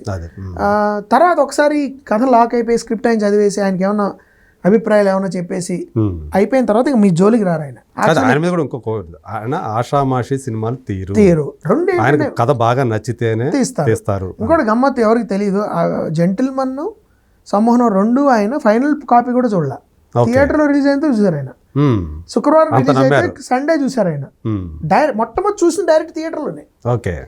ఈ సినిమాకే కొంచెం లేదు అంటే ఆయన కూడా అంటే మీరు చూడండి, మీరు నిర్మాత అండి, మీరు యాక్చువల్గా చూసుకోండి, ఎనీ టైం మీరు చూసుకోవాలంటే మొన్న ఈ సినిమా చూశారు, చూసి వాజ్ వెరీ హ్యాపీ. ఇంకా మళ్ళీ అన్నారు ఆయనకి ఏదో అనిపించినట్టు కూడా చెప్పారు, సరే నేను అవి చేసుకుంటే ఆ మోహన ఇంకా నేను మళ్ళీ ఆదివారం చూస్తాను రిలీజ్ అయిన తర్వాత, మళ్ళీ నేను చూడను. ఓకే. నువ్వు టెక్నికల్ స్క్రీనింగ్లు చేసుకో, నీ కుటుంబం ఎవరికైనా చూపించుకో, నాకు అనవసరం, నేను డైరెక్ట్గా థియేటర్లో చూస్తాను. ఆ విధమైన నమ్మకం నాకు బలాన్ని ఇస్తుంది. ఒక దర్శకుడిగా మీకు అలాంటి ఫెయిత్ ఒక ప్రొడ్యూసర్ ఉన్నప్పుడు మీకు బాధ్యత పెరుగుతుంది. ఖచ్చితంగా బాధ్యత పెరిగి ఆయనకి మీరు న్యాయం చేయాలి, ఆయన డబ్బుకి న్యాయం చేయాలని మనకే అనిపిస్తుంది. సో అది ఒకటి నాకు ఆయనలో నచ్చిన అంశం. వన్ ఆఫ్ ది అంటే సీరియస్గా ఒక సినిమాని ప్యాషనేట్గా రెండు కథను నమ్మి అంటే ఇప్పుడు ఇవి కూడా యాక్చువల్లీ గొప్ప కింద చెప్పుకోవాల్సిన దౌర్భాగ్యం రాకూడదు మనకి, కానీ కథే మెయిన్ కదండి. అంతే. పూర్వకాలంలో కథ నచ్చితేనే సినిమా తీసేవారు నిర్మాతలు, కథతోనే అన్ని ప్రారంభమయ్యేవి, కథా స్క్రీన్ ప్లేతో. అందుకని ఆయనకి అది ఉంది. అందుకని నాకు మేము ఎక్కువ సినిమాలు 3 సినిమాలు ఆయనతో తీయగలిగేది. సంగీతం శ్రీనివాసరావు గారు లాంటి లెజెండరీ డైరెక్టర్తో సినిమా చేసినటువంటి శ్రీదేవి మూవీస్ ఈవెన్ బాలకృష్ణ గారు అందరికంటే ఎక్కువ సినిమాలు తీసింది ఆయనే, 4 ఫిల్మ్స్. అవును. ఆదిత్య 369, వంశానికి ఒకడు, బలేవాడి బాసు, మిత్రుడు, 4 ఫిల్మ్స్. సో అలాంటి బ్యానర్ లో 3 సినిమాలు తీసే అవకాశం మీకు లభించడం ఫీల్ అవుతుంది చాలా. ఇట్స్ వెరీ ప్లెజెంట్ అండి. నాకు జెంటిల్మెన్ టైంలో బాలసుబ్రహ్మణ్యం గారు నాకు పరిచయం చేశారు, కృష్ణప్రసాద్ గారు. మీరు సినిమా చేయండి. బాలు గారు పరిచయం. బాలు గారు, ఎస్పి బాలసుబ్రహ్మణ్యం గారు కృష్ణప్రసాద్ గారికి బంధువు. అవును. ఆయన నాకు రోజు ఫోన్ చేసి వీళ్ళందరూ కూడా చంద్రమోహన్ గారు, వాళ్ళందరూ చంద్రమోహన్ గారు అయితే మేనల్లుడే కదా. అవును అవును చేసి ఒకసారి కృష్ణప్రసాద్ గారికి మీరు సినిమా చేయాలి, మీ ఇద్దరు సినిమా చేస్తే బాగుంటుందని నాకు ఇష్టం, నా కోరిక. కృష్ణ కూడా చెప్పాను, అంటే కృష్ణ అంటారు, కృష్ణ కూడా చెప్పాను నేను, మీరు ఒకసారి కలవండి, మీరు సినిమా చేస్తే బాగుంటుంది అని నాకు అనిపించింది. మాయాబజార్లో నాతో పరిచేశారు బాలు గారు, అందుకని ఆయనకి బాగా నేనంటే అభిమానం ఏర్పడింది అనమాట. ఆ విధంగా నేను కృష్ణప్రసాద్ గారు జెంటిల్మన్ సినిమా కలవడం జరిగింది. నాన్నగారికి ఆయనకి బాగా పరిచయం ఉందా బాలు గారికి? నాన్నగారికి? మా నాన్నగారికి బాలు గారు చాలా మంచి. మా నాన్నగారు చనిపోయారని తెలిసి మొట్టమొదటి మా ఇంటికి వచ్చింది బాలు గారు అండి. అవునా? ఆయన ఊళ్ళో ఉన్నారు అనుకోకుండా వార్త తెలంగాణ ఫోన్ చేసి నేను వచ్చేస్తున్నాను, పాపం ఎక్కడో ఉన్నారు ఆయన, వెంటనే ఫస్ట్ వచ్చింది బాలు గారు మా ఇంటికి. అందుకని చాలా అభిమానం, నేనంటే మా కుటుంబం అన్న కూడా ఉండేది. తర్వాత పాపం అన్ఫార్చునేట్లీ ఆయనే అలా అయిపోవడం చాలా బాధ కలిగింది మా అందరికి. ఆయన కలిపారు మమ్మల్ని, నన్ను. మామూలుగా చనిపోవటం వేరు, ఇలా ఇలా ఇలా చనిపోవటం వేరు కదా అసలు. ఏం జరిగిందో తెలిసే లోపల అయిపోయింది అది. అవును, అంటే ఇక మామూలుగా వచ్చేస్తున్నాను వెళ్ళి చూడడానికి కూడా లేని పరిస్థితి, మీరు ఎవరు రావద్దు అనే పరిస్థితి, చాలా దారుణం. అదే. సో ఇంద్రగంటి శ్రీకాంత్ శర్మ గారి అబ్బాయిగా వచ్చారు, ఈ రంగంలోకి వచ్చారు, మీకంటూ ఒక ఐడెంటిటీని సృష్టించుకున్నారు. నాన్నగారి పేరు మీద ఈరోజు ఒక సాహితీ అవార్డులు ఇచ్చుకుంటూ వస్తున్నారు. సంవత్సరానికి ప్రతి సంవత్సరం మేము జనరల్గా ప్రయత్నిస్తూ ఉంటాం. మేలో మా నాన్నగారి పుట్టినరోజుకి అనౌన్స్ చేయడము, ఆగస్ట్ సెప్టెంబర్లో ఇవ్వాలి అని మా ప్లాన్ అనమాట. ఏదో అరౌండ్ దట్ టైం అనౌన్స్ చేస్తాను. ఈ సంవత్సరం కూడా మేలో వచ్చేటప్పటికి ఎవరా నెక్స్ట్ అనేది అనౌన్స్ చేస్తాను. పోయినసారి అయితే మా గురువు గారికి ఇచ్చారు, అఫ్సర్ గారికి, నా గురూజీ ఆయన. ఓ వండర్ఫుల్ గురూజీ, సూపర్. మాకు చాలా ఇష్టము. అంటే ఇప్పుడు ఎలా ఉందంటే చాలా మంది అద్భుతమైన వాళ్ళు ఉన్నారండి. మాకు లిస్ట్ మీద రాస్తే చాలా మంది ఉంటారు. సో ఎవరు కరెక్ట్గా రెలవెంట్ అని ఇవ్వడమే. అయితే ఒకటి ఏంటంటే ఈ అవార్డు రావడం నాకు ఇప్పటివరకు నచ్చే విషయం ఏంటంటే, వచ్చిన ప్రతి ఒక్కళ్ళు కూడా ఇది మేము చాలా గొప్ప రికగ్నిషన్ కింద గుర్తిస్తున్నాము. ధర్మసేని గారికి వచ్చిన, లేకపోతే అఫ్సర్ గారికి వచ్చిన, శ్రీకామణి గారికి ఇచ్చిన, కొండపూడి నిర్మల గారు, అందరూ కూడా ఈ అవార్డుకి ఒక వాల్యూ ఏర్పడాలి. ఇది అడపా ఊరికి ఇచ్చేసారు. ఇది వరకు స్టాండర్డ్ ఉండాలి. గొలపుడు గారు ఇచ్చేవాడు, దానికి ఎంత వాల్యూ ఉంటుంది ఆ అవార్డుకి, ఆ వాల్యూ కావాలి. అది సాహితీ పరంగా ఎవరికైనా మనం ఇచ్చామంటే ఆ అవార్డుకు విలువ ఉండాలి. ఇది రావడం తేలిక కాదు, ఎంతో కృషి చేస్తేనే ఈ అవార్డు వస్తుంది అనే గుర్తింపు రావాలని మా కోరిక. ఇప్పుడు అందరూ కూడా అలా భావిస్తున్నారు, అదే స్టాండర్డ్ మెయింటైన్ చేయాలని. ఒక అఫ్సర్ గారికి ఇచ్చిన తర్వాత నెక్స్ట్ ఇచ్చే వాళ్ళకి అదే కదా మీకు తూకం, అదే. So you have to maintain that standard. So మొత్తంగా మీరు చూసుకుంటే అంటే 16 సంవత్సరాల కెరీర్, 24 అంటే మీరు గ్రహణంతో కలిపితే 2004. గ్రహణంకి దానికి అష్టాచమ్మకి గ్యాప్ వచ్చింది, మధ్యలో మాయాబజార్ 2004 గ్రహణం, 2006 మాయాబజార్, 2008 20 సంవత్సరాలు అయిపోయి. 20 సంవత్సరాలు అంటే నేను సినిమా అనేది తీయడం మొదలెట్టి 20 సంవత్సరాలు. సో 2 దశాబ్దాలు, అష్టాచమ్మ నుంచి 16 ఏళ్ళు. అవును, కమర్షియల్ గా మీరు లెక్కేస్తే 16 ఏళ్ల వయసు. అష్టాచమ్మ నానికి ఫస్ట్ సినిమా, కానీ మీకు కాదు కదా, అదే మీకు మూడోది. సో గ్రహణంతో మొదలైంది నిజానికి. అంటే యాక్చువల్గా గ్రహణం అనే పదం ఒక నెగిటివ్ సెన్స్, అలాంటి గ్రహణంతో మీరు గ్రహణం అంటే తీసుకోవడం అని కూడా అర్థం ఉంది, పాణిగ్రహణం అంటారు కదా. అవును. సో నిన్ను ఫిల్మ్ ఇండస్ట్రీ తీసుకుంది ఇక్కడ దగ్గరికి, సూర్యగ్రహణం, చంద్రగ్రహణం నెగిటివ్ అక్కర్లేదని చెప్పేవారు, అది చీకటి కమ్మేయటం అది. కానీ మీరు అదే యువతల అంటే అక్కడ కూడా మీరు ఒక బ్రేక్ చేసినట్టే, ఒక ఏదైతే ఉంటుందో జనాల్లో ఉండేటువంటి ఒక నమ్మకాలు, దాన్ని కూడా మీరు బ్రేక్ చేసి గ్రహణం లాంటి సినిమాతో వచ్చి తర్వాత అష్టాచమ్మతో ఫస్ట్ కమర్షియల్ బ్రేక్ తీసుకున్నారు. సో సాటిస్ఫాక్టరీగానే ఉంటుందా అంటే? ఇంకా వెరీ గుడ్ అండి. అంటే సాటిస్ఫాక్షన్ అనేది ఎప్పుడు ఫిల్మ్ మేకర్కి ఉండదు. అంటే ఇంకా చేయాలి, ఇంకా బెటర్ ఫిల్మ్స్ తీయాలి, చేసిన పొరపాట్లు కొన్ని ఉంటాయి, వాటిని సరిదిద్దుకోవాలి, మళ్ళీ రిపీట్ చేయకుండా, అది ఎప్పుడు ఉంటుందండి. కానీ ఓవరాల్గా నాకు ఆనందం కలిగించే విషయం ఏంటంటే, నేను నమ్మిన సినిమాలే మ్యాక్సిమం తీయగలిగాను. తెలుగు ఆడియన్స్లో బేసికలీ తెలుగు ఆడియన్స్లో ఒక సంభాషణ జరిపి ఒక కొత్త రకమైన సినిమాలు, కొత్త రకమైన ఆలోచన ఎంతో కొంత ప్రవేశపెట్టగలిగే ప్రయత్నంలో నేను సక్సెస్ఫుల్ అయ్యాను. కాబట్టే ఇప్పుడు 20 ఏళ్ళుగా నాకు ఎటువంటి బ్యాకింగు, ఎటువంటి ఇండస్ట్రీలో నాకు తెలిసిన వాళ్ళు లేరు, నన్ను మోసేవాళ్ళు లేరు, లేకపోతే నేను పడిపోతే చెయ్యి ఇచ్చి పైకి లేపి భుజం తట్టే వాళ్ళు ఎక్కువ మంది లేరు, ఒకళ్ళిద్దరు ఉండొచ్చు. మన అంతకుముందు సినిమానే, మనం తీసిన సినిమానే, లేకపోతే మన సక్సెస్ రికార్డే మన కొత్త ఆపర్చునిటీ తీసుకురావాలి అంతే. సో ఆ విధంగా నన్ను ఇండస్ట్రీ వాళ్ళు ఇప్పటికీ ఆదరిస్తున్నారు. నిర్మాతలు సినిమాలు తీయాలనుకుంటున్నారంటే అది ఒకటి ఏర్పడడం అనేది నాకు చాలా ఆనందంగా ఉంటుంది. రెండు, నేను రకరకాల సినిమాలు తీయాలని ఎలాగైతే భావించానో వాటన్నిటిలోనే ఎంతో కొంత నేను ప్రయత్నం చేయగలిగాను, సక్సెస్ఫుల్ అవ్వగలిగాను అనే ఆనందం మిగిలింది. ఎందుకంటే పెద్ద స్థాయిలో తీయాలి, ఇంకా పెద్ద స్కేల్ సినిమా తీయాలి, ఇంకా ఇంట్రెస్టింగ్ ఫిల్మ్స్ తీయాలనే కోరిక ఓపికనంత వరకు ఉంటుంది. అవును, we have to keep going. అవును. అంటే ఇప్పుడు పెద్ద స్కేల్ అంటే ఆటోమేటిక్గా అది ముందే హీరో బేస్డ్గా చేయాలి, కథ చేయాలి. ఇప్పుడు దానిలో ఎంతవరకు మనం చేయగలము? ఇప్పుడు నాకు వచ్చే ఐడియాలని సాధారణ జనజీవనంలోంచి వస్తాయి. నాకు పక్కింటి సుబ్బారావు, వెంకట్రావు కథలు నాకు ఎక్కువ ఇంట్రెస్ట్ కలిగింది. దైవాంశ సంభూతులు, మహావీరులు నాకు తొందరగా తట్టరు. తట్టినా నాకున్న ఎడ్యుకేషన్ వల్ల దానివల్ల దానిలో అంత నిజం లేదనిపిస్తుంది. ఆ kind of heroism, false heroism అది. రియాలిటీ వైపు ఎక్కువ ఉంటుంది. హీరోయిజం చూపించినా మాక్సిమం ఆ సినిమాటిక్ లిబర్టీస్ కొన్ని తీసుకున్నా కొంచెం రియలిజం వైపే మొగ్గు చూపించడం నాకు ఇష్టం. అలాంటప్పుడు పెద్ద హీరోల సినిమా తీసినప్పుడు మీరు కొంచెం నేల విడిచి సాము చేయాల్సిన పరిస్థితి ఏర్పడుతుంది. అప్పుడు అది చాలా జాగ్రత్తగా చేయాలి, వాళ్ళకి నచ్చాలి, మనకి. మీరు చేసిన జెంటిల్మెన్ సినిమా చూసుకుంటే తాలూకు జెంటిల్మెన్ నేను కమర్షియల్ జానర్లతో నాకు జరిగిన లవ్ అఫైర్ అది. అంటే మెయిన్ స్ట్రీమ్ ఇడియం అంటాను దాంతో. సో అందుకని అది ప్రయత్నం చేస్తాం అప్పుడు. As a film maker you should try that also. I like doing those things. ఆ జానర్లు అన్నా కూడా నాకు ఇష్టం. అయితే అన్ని విధాలుగా చాలా సంతృప్తికరంగానే ఇప్పటివరకు అరే ఏమిటి నేను అనుకున్న అలాంటిది అయితే ఏం లేవు. మోర్ దెన్ 50% కమర్షియల్ సక్సెస్లు ఉన్నాయి కాబట్టి నాకు ప్రాబ్లం లేదు. రెండు కొత్త రకమైన సినిమాలు ఇంకా తీయాలి, అది మాత్రం ఉంది.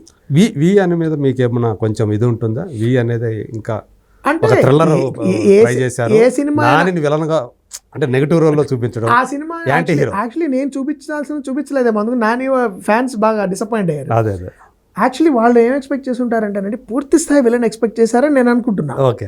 అతనికి ఒక కథ ఉండి అది మామూలు రెవెంజ్ స్టోరీ, దానిలో ఒక ఎమోషనల్ డ్రామా అనేటప్పటికి కొంతమంది డిసప్పాయింట్ అయ్యారు. అరే 25వ సినిమా నాని నిజంగా సైకో అయితే బాగుంటుంది. అయితే ప్రతి సినిమాలో మనం ఇది అబ్బా అది కొంచెం అలా తీసుంటాయి అని అనిపిస్తూ ఉంటుంది. అలాంటి కొన్ని ప్రతి సినిమాలో ఎంతో కొంత ఉంటాయండి, మీలో కూడా నాకు ఉంటాయి. అది సినిమాలో కొంచెం మంచి మూమెంట్స్ ఉంటాయి చాలా. నాకు ఇష్టమైన సినిమా అది. కానీ కొన్ని అంశాల్లో మేము నా పర్సనల్గా ఇప్పుడు రెట్రోస్పెక్షన్లో కరెక్ట్గా ప్రొజెక్ట్ చేయాలి. ఇది నాని సైకో కాదు, యాంటీ హీరో కానీ సైకో కాదు, ఇదొక సోషల్లీ రెలవెంట్ టాపిక్ మీద తీసిన సినిమా.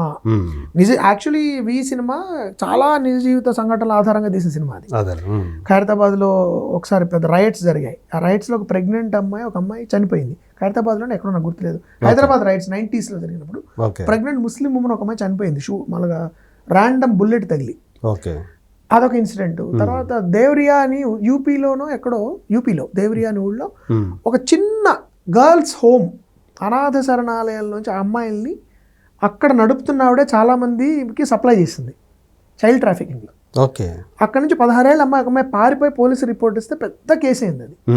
అది ఇప్పటికీ మీరు గూగుల్లో దేవ్రియా పెద్ద ర్యాకెట్ అది ఒక ఇన్సిడెంట్. తర్వాత అదే రైట్స్ ఏవైతే జరిగాయి హైదరాబాద్లో, ఒక కానిస్టేబుల్ తన సుపీరియర్ ఆఫీసర్ని చంపేశాడు. అది మీకు పెద్ద కేసు. ఎందుకంటే అతను కూడా ఈ ఆఫీసర్ రెచ్చగొట్టాడు అని చెప్పి అక్యూజేషన్. అది ఎంత నిజం ఉందో మనకు తెలీదు అని ఆయన చంపి తర్వాత ఆయన కూడా జైలుకి వెళ్ళాడు, చనిపోయాడు, వాట్ ఎవర్ జరిగింది. అది ఈ ఇన్సిడెంట్స్ అన్నీ నాకు ఇన్స్పిరేషన్. అంటే వీటన్నిటి నుంచి కథ అల్లితే చాలా ఇంట్రెస్టింగ్ స్టోరీ అవుతుంది. ఒక సైనికుడు వర్సెస్ ఒక పోలీస్ ఆఫీసర్, అలా అల్లిన స్టోరీ అది. అయితే ఎప్పుడైతే ఫస్ట్ నాని పోస్టర్ వచ్చిందో everybody thought this guy is a killer. So అది ఆలోచిస్తే ఓహో మేబీ ఆ విధంగా కనిపించబోతున్నాడు అనేది ఒకటి. అతను ఒక ప్యూర్ హార్డ్ కోర్ విలన్ కింద ఎక్స్పెక్ట్ చేసేసి ఉంటారు. నాని చాలా బాగా చేశాడు, అది వేరే విషయం. సో అలాంటి కొన్ని జరుగుతాయి. ఓహో టైం కూడా పాండమిక్ రకరకాల కారణాలు, కన్ఫ్యూజన్. ఇప్పుడు నిర్మాతకి మంచి డబ్బులు వచ్చే సినిమాకి అమెజాన్ వాళ్ళు కూడా we're very happy with the film అన్నారు. ఇట్ హ్యాస్ రిలీజ్ చేయాలా, అది థియేటర్ అయిపోయింది, డైరెక్ట్ ఓటీటీకి వెళ్ళిపోవాల్సిన పరిస్థితి ఏర్పడింది. మన రాజు గారు 6 నెలలు వెయిట్ చేశారు. మార్చి, ఏప్రిల్, మే, జూన్, జూలై, ఆగస్ట్. తర్వాత రాజు గారు నాకు ఫోన్ చేసి, మోహన్ ఇది ఎప్పుడు అవుతుందో తెలియట్లా, సినిమా ఏమో అయిపోయింది మంది, ఇదేమో 6 నెలలు అయిపోయింది, ఎప్పుడు థియేటర్స్ ఓపెన్ అవుతాయో తెలియట్లేదు, ఇంకా నాకు వేరే ఆప్షన్ లేదు అని అంటే అప్పుడు మేము అందరం కూర్చొని డిస్కస్ చేసుకుని సరే సార్ ఇంకా ప్రొసీడ్ అయిపోండి అని చెప్పాం. అప్పుడు ఇంక మేము ఇవ్వాల్సి వచ్చింది. అయితే ఏంటంటే కన్ఫ్యూజన్ కూడా, అంటే ఆ సినిమా రిజల్ట్ గురించి ఇప్పటికీ నాకు, ఇప్పుడు అమెజాన్ వాళ్ళు అప్పుడు వీఆర్ వెరీ హ్యాపీ అన్నారు విత్ ద ఫిల్మ్. ఎండిబిలో అప్పుడు 6.8 రేటింగ్ ఉందనుకోండి, it means it's very good, అంటే సక్సెస్. కానీ ఏంటి థియేటర్లో ఉన్న మజా మీకు ఎప్పుడు అంటే ఏ రిజల్ట్ అయినా అవును థియేటర్ ఇస్ ద వైబ్. అదే మీరు చేసింది కూడా ఆ థియేటర్కల్ ఎక్స్పీరియన్స్ ఆ కోసం వైబ్లోనే మీకు అర్థం అవుతుంది అది అది నడవచ్చు వాట్ ఎవర్ ఇట్ ఈస్. అది మిస్ అయిపోయాను నేను మీతో. బట్ ఏంటంటే యూ లెర్న్ ప్రతి సినిమా ఒక పాఠం నేర్చుకుంటాం, మళ్ళీ ఇంప్రూవ్ అవుతాం. సో ఇప్పుడు ఏంటి నెక్స్ట్ అంటే ఇంద్రగంటి మోహన్ కృష్ణకి ఆ పేరు అయితే వచ్చింది, తను సినిమా వస్తుందంటే మనం ఖచ్చితంగా ఒకసారైనా సినిమా చూడవచ్చు అన్న పేరైతే మీరు అదృష్టం. సో సారంగపాణి జీవితాన్ని ఎప్పుడు మా ముందుకు తీసుకురాబోతున్నారు ఇంతకి? ఇది ఇప్పుడు రెడీ అయిపోయిందండి సినిమా. మన యాక్చువల్లీ 20వ తారీఖు రావాల్సింది. పుష్ప మంచి జోష్లో ఉన్నప్పుడు మేము రావడం మంచిది కాదని చెప్పి ఆగాము. ఓకే. సో ఇప్పుడు ఇంకా నేను రెడీ చేసేసి నేను కృష్ణప్రసాద్ గారి చేతిలో పెట్టేశా పిల్లల్ని. ఆయన ఎప్పుడు పెళ్లి చేసి ఇంకా ఆయన నుంచి ఇంకా రాలేదా? పంపిస్తాడా? అదే ఆయన దగ్గర నుంచి ఇంకా రాలేదా? కాదు, బహుశా ఈ నెల కాదు, ప్రాబబ్లీ జనవరి ఎండ్ కానీ ఫిబ్రవరిలోనే రావాలండి. ఏదో యాక్చువల్గా డిసెంబర్ 20 రావాల్సింది మేము. సినిమా కదా, ఇంకా రెడీ అయిపోయింది కాబట్టి త్వరలోనే మేము అఫీషియల్గా ఇప్పుడు పక్కాగా అంతా అనుకుని ఈసారి డేట్ అనౌన్స్ చేసి వచ్చేస్తున్నాం. Most probably end of this month or ఫిబ్రవరిలో రావాలి. ఇంకా తెలీదు. ఇంకా ఈ వచ్చే వారం 10 రోజుల్లో పండగ లోపల మాకు క్లారిటీ రావాలి. ఓకే. ఇప్పుడు సారంగపాణి జాతకం అని పెట్టారు కదా, ఇది వెంటనే ఒక రకమైనటువంటి ఇమేజ్ క్రియేట్ అవుతుంది. ఈయన జాతకాలని సమర్థిస్తున్నాడా, జాతకాలను విమర్శిస్తున్నాడా అని అంటే మీకు అది ఒకటి సినిమా. నేను ఇందాక మీకు బిగినింగ్లో చెప్పినట్టే నమ్మకాన్ని నేను విమర్శించట్లా, నమ్మకం వ్యక్తిగతం. సో సారంగపాణి జాతకం అనే టైటిల్ నేను ఎందుకు పెట్టానంటే, ఒక జాతకాన్ని నమ్మే ఒక వ్యక్తి జీవితంలోకి మీరు వచ్చి ఒకసారి తొంగి చూడండి. ఓకే. నమ్మకం అనేది మీ పర్సనల్గా వ్యక్తిగతం అయినప్పుడు ఎటువంటి నష్టాలను ఉండదు. కానీ జాతకాన్ని మూర్ఖంగా నమ్మేవాడు, మూఢంగా నమ్మేవాడు, లేకపోతే ఒక బలహీనుడిలాగా నమ్మేవాడు ఎవడైతే ఉంటాడో, ఆ నమ్మకం ఎప్పుడైతే మిమ్మల్ని బలహీనుడి చేసేస్తుందో మీ జీవితం హాస్యాస్పదం అయిపోతుంది. అలాంటి ఒక జీవితంలోకి తొంగి చూడండి అనేదే ఈ టైటిల్. జాతకాన్ని బాగా నమ్మే వ్యక్తి ఒక హీరోయిన్ తో ప్రేమలో పడిన తర్వాత అతను చేసిన ఒక పొరపాటు జాతకం తెలుసుకోవాలనుకోవడం ఏదో ఒకటి మీకు కాదు నా దగ్గర నుంచి హీరోయిన్ కానీ కానీ అది ఏమిటి అనేది మీకు సినిమా చూస్తే తెలుస్తుంది. అది నా ఉద్దేశం. అదే అంటే మేము అనుకుంటామండి, సో మామూలుగా కూడా పెళ్లి చేసుకోవాలంటే జాతకాలు కరుస్తాయో చూస్తాము. అట్లా హీరోయిన్ జాతకం నాకు కనపడిందండి. నేను జాతకాలు బాగా నమ్ముతాను. ఇది చూస్తే నాకు యాంటీగా ఉంది, ఏదో యాంటీగా ఉంది. ఇది పులి మేక లాగా అవుతుందేమో అని వాట్ ఎవర్ ఇట్ ఈస్. అలాంటి ఒక సన్నివేశమే నుంచి పుట్టే కాన్ఫ్లిక్ట్. ఓకే. హాస్యాస్పదంగా అతని జీవితం ఉంటుంది, సినిమా హాస్యరసభరితంగా అందరినీ కూడా మంచి వినోదాన్ని పంచుతుంది, అందరికి సకుటుంబ సపరివార సమేతంగా. అంటే మీకు వయసు తరత భేదాలు లేకుండా చక్కగా అందరూ పసిపిల్లల దగ్గర నుంచి పండు ముసలి దాకా సినిమాలోకి కూర్చుని ఎంజాయ్ చేయొచ్చు. అన్ని వర్గాలకు సంబంధించిన జీవితాలు ఉంటాయి. అన్ని పాత తరం వాళ్ళకి నచ్చే ఒక రకం టైప్ ఆఫ్ హాస్యం ఉంటుంది, కొత్త తరం వాళ్ళకి నచ్చే హాస్యం ఉంటుంది. అన్ని రకాల మిక్సరు నాకు కుదిరింది. ప్రతి సినిమాలో కుదరదు, అది ఈసారి కుదిరింది. ఒక ఆరోగ్యకరమైనటువంటి ఎలాంటి అశ్లీలత అసభ్యత విట్ అంటాను చూడండి, మనకి చమత్కారంతో ఉన్న హాస్యం తగ్గుతుంది. భూతేనా ఉంటుంది, లేకపోతే వేళాకోళం ఉంటుంది, ఎగతాళ్ళు ఉంటుంది. ఇది కాకుండా ఒక సన్నివేశం నుంచి పుట్టే ఒక విషయంలోంచి చమత్కారమైన కామెడీ రావడం అనేది కొంచెం తగ్గింది తెలుగులో. ముళ్ళపూడి వెంకటరమణ గారు ఆయన వాళ్ళు చేసేవారు, జంజాల గారు, బాపు గారు, అంతకుముందు పింగళ నాగేంద్రరావు గారు, పాత తరం డివి నరసరాజు గారు. విట్ ఉండేది. ఇప్పుడు అది విట్ అంటే చమత్కారం. ఆ చమత్కారం కానీ ఒక చిన్న దాని ఏమంటారు చమత్కారమే ఆ మాట, బెటర్ మాట అదే.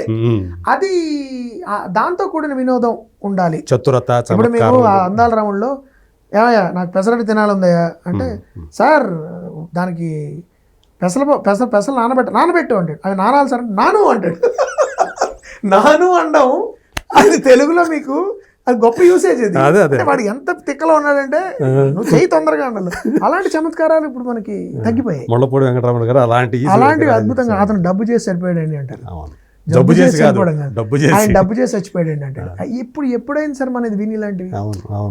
పింగళ నాగేంద్రరావు గారు వాళ్ళు, లేకపోతే సదాశివం గారు అనుకుంటా, మన సదాశివ బ్రహ్మం గారు, మన అప్పు చేసి పప్పుకూడు డైలాగ్స్, అలాంటి మాయాబజార్లో పింగళ గారు రాసిన డైలాగ్స్ కానీ, డివి నరసరాజు గారు గుండమ్మ కథలో రాసింది కానీ, అలాంటి విట్ అనేది తగ్గుతుంది మనకి. అంటే ఏదో ఒక ఇన్సిడెంట్ తీసుకుని కామెడీ చేయడమో, ఎవడో ఒక వీడియోని తీసుకు చేయడమో, ఒక టిక్ టాక్ వీడియోని చేయడమో, లేకపోతే సినిమాలో ఒక సీన్ని ఒక యాక్టర్ని వేళాకోళం చేయడమో, ఒక నటన శైలిని ఇమిటేట్ చేయడము, ఇలా కాకుండా ఒక సన్నివేశం నుంచి హ్యూమర్ పుట్టడం అనేది ఎలా ఉంటుంది ఓకే అనేది తగ్గింది. నేను అది చేయడానికి ప్రయత్నించాను ఈ సినిమా. రైట్ సార్, బాగుంది. మరి ఏమైనా ఒక పెద్ద హీరోతో మీరు సినిమా తీసే అవకాశాలు ఉన్నాయి? నేను ప్రయత్నం అయితే చేస్తున్నానండి, నాకు చేయాలనే ఉంది. ఇప్పుడు నేను 2-3 కథలు కూడా అలాంటివి ఉన్నాయి. ఓకే, అది చెయ్యాలి, ఈ సంవత్సరమే ఆ ప్రయత్నం మొదలెడదామా అనే ఆలోచన. ఇప్పుడు మీకు నాని ఒక స్టార్గా ఎదిగాడు కదా, మీకు డేట్లు ఇచ్చే అలా ఉండదు బాబు, నాని అలా ఉంటుంది. అయితే నేను ఒక నిర్ణయించుకోండి, మనం ఏం చేసినా తొందరగా చేయొద్దు. అంటే అది కూడా సంతోషం. అంటే నాని నాకు కూడా కాల్ షీట్లు ఇవ్వలేనంత ఎదిగాడు అని చెప్పుకోవడం కూడా అలా పాపం తను ఎప్పుడు అండగాని అలా ఉండడం నాకు ఆనందమే. అంటే ఒకవేళ ఆ పరిస్థితిలో ఉంటే ఆనందమే కదా. కానీ ఎప్పుడు నేను నాది ఏంటంటే ఎప్పుడైనా ఫోన్ చేసి నాని సినిమా చేద్దామంటే తనకి తనకి ఖచ్చితంగా తనే చేయగలడు అంటే నేను చెప్తా తనకి. ఓకే, ఆర్ తనకి బాగా నప్పుతుంది నాకు ముందర అనిపించాలి. అవును, అంతేగాని నాని ఇప్పుడు స్టార్ అయిపోయాడు, నానితో సినిమా కొట్టేస్తే నేను కూడా కొంచెం డబ్బులు చేసుకోవచ్చు, నా రెమ్యునరేషన్ కూడా కొంచెం ఎక్కువ ఇట్లా నేను I don't want to think like that. Nani చాలా మంచి స్టార్ అయి ఉన్నాడు, తనే ఓన్ ప్రొడక్షన్స్ చేస్తున్నాడు, ఎంతో మంది యువ దర్శకులకు తను ఛాన్స్ ఇస్తున్నాడు. శైలేష్ కానీ లేకపోతే ఇప్పుడు కోర్ట్ అనే సినిమా వస్తుంది, దర్శినే హీరో, తనే మంచి ప్రొడ్యూసర్ అయ్యి కొత్త రకమైన సినిమాలకి వేదిక క్రియేట్ కల్పిస్తున్నాడు. సో ఎప్పుడైనా నానితో చేయాలంటే ఇట్ షుడ్ బి స్పెషల్. నేను తను అది ఫీల్ అవ్వాలి. చనువు ఉంది కదా, నాకు డిమాండ్ చేయగలం కదా అని వెళ్ళిపోయి నాని డేట్లు ఏంటి నాకు ఇవ్వవా, అలా ఉండదు. ఐ డోంట్ లైక్ మనిషిని కాదు నేను, తను అలాంటి వాడు కాదు. ఇప్పుడు బలవంతం పెట్టి దాని తర్వాత మళ్ళీ మీ ఇద్దరు అంటే వీ తర్వాత తను కూడా చాలా సినిమాలు, నేను కూడా వేరేగా వచ్చేసాను. నేను I want to try, but అనుకుంటే ఎప్పుడైనా sir anything if there is something exciting will definitely do అని తను అంటాడు. ఎస్ నాని, నాకు అనిపించినప్పుడు నేను ఎదురుకు వస్తా. అప్పుడు మళ్ళీ నాని మొహమాటంగా చేయకూడదు, నాకు అదే కదా, గౌరవంతోనో ఇష్టంతోనో మొహమాటంతో చేయకూడదు, మనస్ఫూర్తిగా నచ్చి చేయాలి. అలాంటి కథ నాకు అనిపించినప్పుడు నేను చెప్పగలగాలి. ఈ మధ్యకాలంలో తను చేసిన సినిమాల్లో మీకు బాగా నచ్చినటువంటి అతని పర్ఫార్మెన్స్ చూసుకుంటే నాకు బాగా ఈ మధ్య నాకు నచ్చిన వాటిలో అంటే సుందరానికి, హాయ్ నాన్న, ఈ రెండు కూడా నాకు జనరల్గా తను నటుడి కింద ఫెయిల్ అవడం తక్కువే. అంటే బాగానే అన్ని తక్కువే అంటే నేను నా ఉద్దేశం ఏంటంటే ఒకప్పుడు సినిమా మరి అంత ఘోరంగా విఫలమైన సినిమాలు తను చేయడు. అంటే అక్కడక్కడ అసంతృప్తులు మనకి అరే అనిపించవచ్చు కానీ, బట్ జనరల్ గా తన వరకు సుందరానికి వచ్చేటప్పటికి థియేటర్ ఫెయిల్ అయింది, ఓటీటీలో మంచి వ్యూయర్షిప్ వచ్చింది. ఆ పేసింగ్ మనకు అలవాటు లేని పేసింగ్ అండి అది. తెలుగు వాళ్ళకి ఒక టైప్ ఆఫ్ పేసింగ్ అలవాటు అయిపోయింది కమర్షియల్ సినిమాల్లో. వివేక్ కాత్రేయ పేసింగ్ అది కాదు. తను చాలా కొత్తగా ఆలోచిస్తాడు, కొంత టైం తీసుకుంటాడు కొన్ని విషయాలకు. నాకు ఇష్టం అది, నేను ఎంజాయ్ చేస్తాను. నాకు హడావిడిగా ఉంటే ఎక్కువ నచ్చదు. That is the reason why they didn't like it. Hi Nanna నాకు మంచి చాలా విషయాల్లో very heart touching. Shyam Singha Roy was a good film, Jersey was a very good film. So తను చాలా అలాంటి నటుడిని దసరా లాంటి క్యారెక్టర్లో అంత క్యారెక్టర్లో బాగా చేశాడు. దసరాలో కూడా బాగా, అంటే నాకు కొంచెం ప్రెజరీస్ ఉంటుందండి నాని అంటే. మీరు అలా గుచ్చి అడిగినా నేను నాని ఏం చేసినా నాకు బాగుందని బాగా చేశాడు. అసలు అంత మేక్ ఓవర్ కష్టం కదండి, అంత మాస్ బాయ్ నెక్స్ట్ డోర్ పాత్రగా అని అలవాటు అయిపోయింది ఇమేజ్. అదే నేను అంటున్నాను, దాన్ని బ్రేక్ చేసి అలాంటప్పుడు అలాంటి పాత్ర చేయడానికి చాలా మంది సాహసించరు. అమ్మ నేనేంటి నల్ల బొగ్గు పూసు కూర్చోవడం ఏంటి, ఆ చిచి ఇది కాదు, అలా ఉండకూడదు. కానీ అలా కాకుండా తను ఆ రిస్క్లు తీసుకునే యాక్టర్స్ అంటే నాకు ఎక్కువ, అంటే ఆ ఫ్లెక్సిబిలిటీ అతనిలో ఉంది. ముందర నుంచి మీరు ఆడియన్స్కి అలవాటు చేయాలండి. సగంలో మధ్యలో నేను ఒక 50 కమర్షియల్ సినిమాలు చేసినారో సడన్ గా నటుడి కింద ఆవిష్కరించుకుంటానంటే జనాలు రెడీగా ఉండరు. అలా పెద్ద నటులే ప్రయత్నించారు, అలా కాలేదు. కమల్ హాసన్ గారు ముందర నుంచి అలవాటు చేశారు, అలా నాని చేస్తున్నాడు, అలా మీకు సూర్య అలవాటు చేసుకుని మధ్యలో వైఫల్యాలు రావచ్చు, వాళ్ళకి రావడం అనేది ఇన్ఎవిటబుల్, వస్తాయి. ప్రయత్నం విఫలం అవడం అనేది నార్మల్ ఆర్ట్లో, కానీ ప్రయత్నం అనేది ఆపరు వాళ్ళు. That's what I like about the Vijay Sethupathi. ఎంత వైవిధ్యం, ఎంత వెర్సటైల్. అలాంటి నటులకి నాకు అంటే వాళ్ళ సినిమాలు చూడబుద్ధి అవుతుంది. సినిమా కొన్ని కారణాల వల్ల ఫెయిల్ అయినా వాళ్ళు ఫెయిల్ అవ్వరు, ఏదో విధంగా వాళ్ళు ప్రయత్నిస్తారు, సక్సెస్ఫుల్ అవుతారు. నాని ఆ జోన్లో ఉండడం వెరీ హ్యాపీ అబౌట్ ఇట్. ప్రస్తుతం సినిమా ఇండస్ట్రీలో జరుగుతున్న పరిణామాల గురించి మాట్లాడమంటే ఏం మాట్లాడతారు? అంటే నేను ఏం లీగల్గా సబ్జుడీస్ అంటారు చూడండి, మనం మాట్లాడుకోవాలి. కానీ అంటే ఇంతవరకు మనం తెలుగు సినిమా ఇండస్ట్రీలో చూడనటువంటి ఒక ఘటన చూసాం. అవునవును, అది అంటే నేను నిజంగానే మనం ట్రాఫికింగ్ ఒపీనియన్స్ అనేది నా దృష్టిలో అంత ఆరోగ్యకరం కాదు. అంటే సిచ్యువేషన్ ఈజ్ వెన్ సబ్జుడీస్ వేరే విషయంలో ఉండగా మనం లూజ్గా నిజాలు తెలుసుకోకుండా but what ever happened is unfortunate. దాని మీద పవన్ కళ్యాణ్ గారు అందరూ మాట్లాడారు. ఇట్స్ అన్ఫార్చునేట్ అండి. దాని మీద ఎక్కడ ఏం జరిగింది అనేది ఒక సమగ్రమైన అవగాహన వచ్చిన తర్వాత మనం కామెంట్ చేయాలి. నా పర్సనల్ ఫీలింగ్. నేను బయట కూడా ఎక్కడితో ఇంట్లో కూడా చుట్టాలతో కూడా మాట్లాడిన విషయం. ఎందుకంటే we don't know, do not judge. Media trials మనం చేయకూడదు. We don't know the truth కదా. But I don't want, but what చనిపోయిన వ్యక్తుల పట్ల మాత్రం మనం చాలా దారుణం, అంటే చాలా చాలా దురదృష్టకరం అది. అది ఎవరు బ్లేమ్ గేమ్ చేయకుండా what can we do for them, వాళ్ళకి న్యాయం ఎలా చేయాలనేది పవన్ కళ్యాణ్ గారు కూడా అదే అన్నారు కదా. వాళ్ళకి మనం ఎలాగా ఆదుకోవాలి, వాళ్ళ జీవితాన్ని మనం ఎలా స్థిరపరచాలి అనేది మెయిన్ టార్గెట్ అవ్వాలి. మిగతావన్నీ will take their own course and resolve అవుతాయండి. దీని తర్వాత ఇప్పుడు సారంగపాణి జీవితం వచ్చేస్తుంది, మీ పని జాతకం వచ్చేస్తుంది. జీవితం జాతకం పర్లేదండి, రెండు ఒకటే. జాతకం మీద బేస్ అయినటువంటి జీవితం సారంగపాణిది. అవును. సో ఇది మీ పార్ట్ అయిపోయింది కదా. ఇప్పుడు మరి నెక్స్ట్ ఎప్పుడు మొదలవుతుంది? నెక్స్ట్ ఇది నేను అంటే 2-3 స్టోరీస్ రెడీగా ఉన్నాయండి. ఫస్ట్ ఇది రిలీజ్ అయిపోతే మార్చ్ ఏప్రిల్లో కొత్త సినిమా ఏంటి, ఈ జనవరిలోనే నెక్స్ట్ ఏమిటి అనేది నేను నాకు తెలిసి నిర్ణయం అయిపోతుంది. దాని ఫిబ్రవరి కొంచెం బ్రేక్, ఎందుకంటే రిలీజ్ ఉండొచ్చు ఫిబ్రవరిలో. మేబీ మార్చి నుంచి కొత్త సినిమా ఏంటనేది నాకు క్లారిటీ వస్తుందండి. అంటే ఒక స్కేల్ పరంగా పెద్దగా ఉండే అవకాశాలు ఉంటుందా? స్కేల్ పరంగా పెద్ద చేయాలా, అంటే ఎటువంటి సినిమా తీయాలనే దాని మీద కూడా కొంచెం నాకు ఆలోచిస్తున్నాను. హింస అంటే నాకు కొంచెం భయం వేస్తుంది. అంటే ఎక్కువ అయిపోయి హింసాత్మక సినిమాలు, యాక్షన్ సినిమాలు ఎక్కువైపోయాయి ఈ మధ్య కాలంలో. మరి చాలా ఎక్కువైపోయాయి. సినిమా అంటే యాక్షన్ సినిమా అన్నట్టే అయిపోయి ప్రతి సినిమాలోనూ చిన్న పెద్ద అందరూ కొన్ని వందల మంది చంపుతున్నారు, ఒకళ్ళిద్దరు కాదు.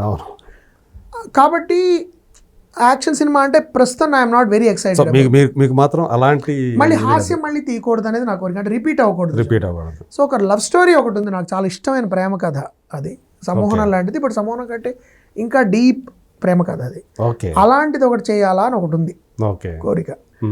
బహుశా అది ప్రేమలో కూడా తాత్వికత ఉండదు, బట్ ప్రేమలో ఉన్న క్లిష్టత, అంటే ప్రేమ అనేది గాఢత, ప్రేమ అనేది ఎంత తలకాయ ప్యూర్ అంటే తలకాయ నొప్పి అంటే ఆ తీయని తలనొప్పి అది. అది ఎంత కష్టమైన వ్యవహారం, కానీ ఎందుకు మనం మనుషులో ఎంత నిబద్ధత ఉందో అలా తను నానా అవస్థలు పెట్టిస్తుంది మన. ఆ బాధ ఎంత ఇన్ని అనుభవాలు వస్తున్నా మళ్ళీ మనం ప్రేమలో పడుతుంటాం. ఆ ప్రేమలో పడ్డంలో ఒక ప్రేమ తర్వాత ఇంకొక ప్రేమ కూడా అది ఎలాంటి, అంటే ఆ ప్రేమ ఎంత కష్టమైంది. Basically love is cruel. ఆ బేసిస్ మీద దట్ ఈస్ మై ఐడియా. ప్రేమ అనేది చాలా దుర్మార్గమైంది, క్రూరమైంది. అది మన నానా కష్టాలు పెడుతుంది, కానీ దానిలో గొప్ప రిడెంప్షన్ ఉంటుంది.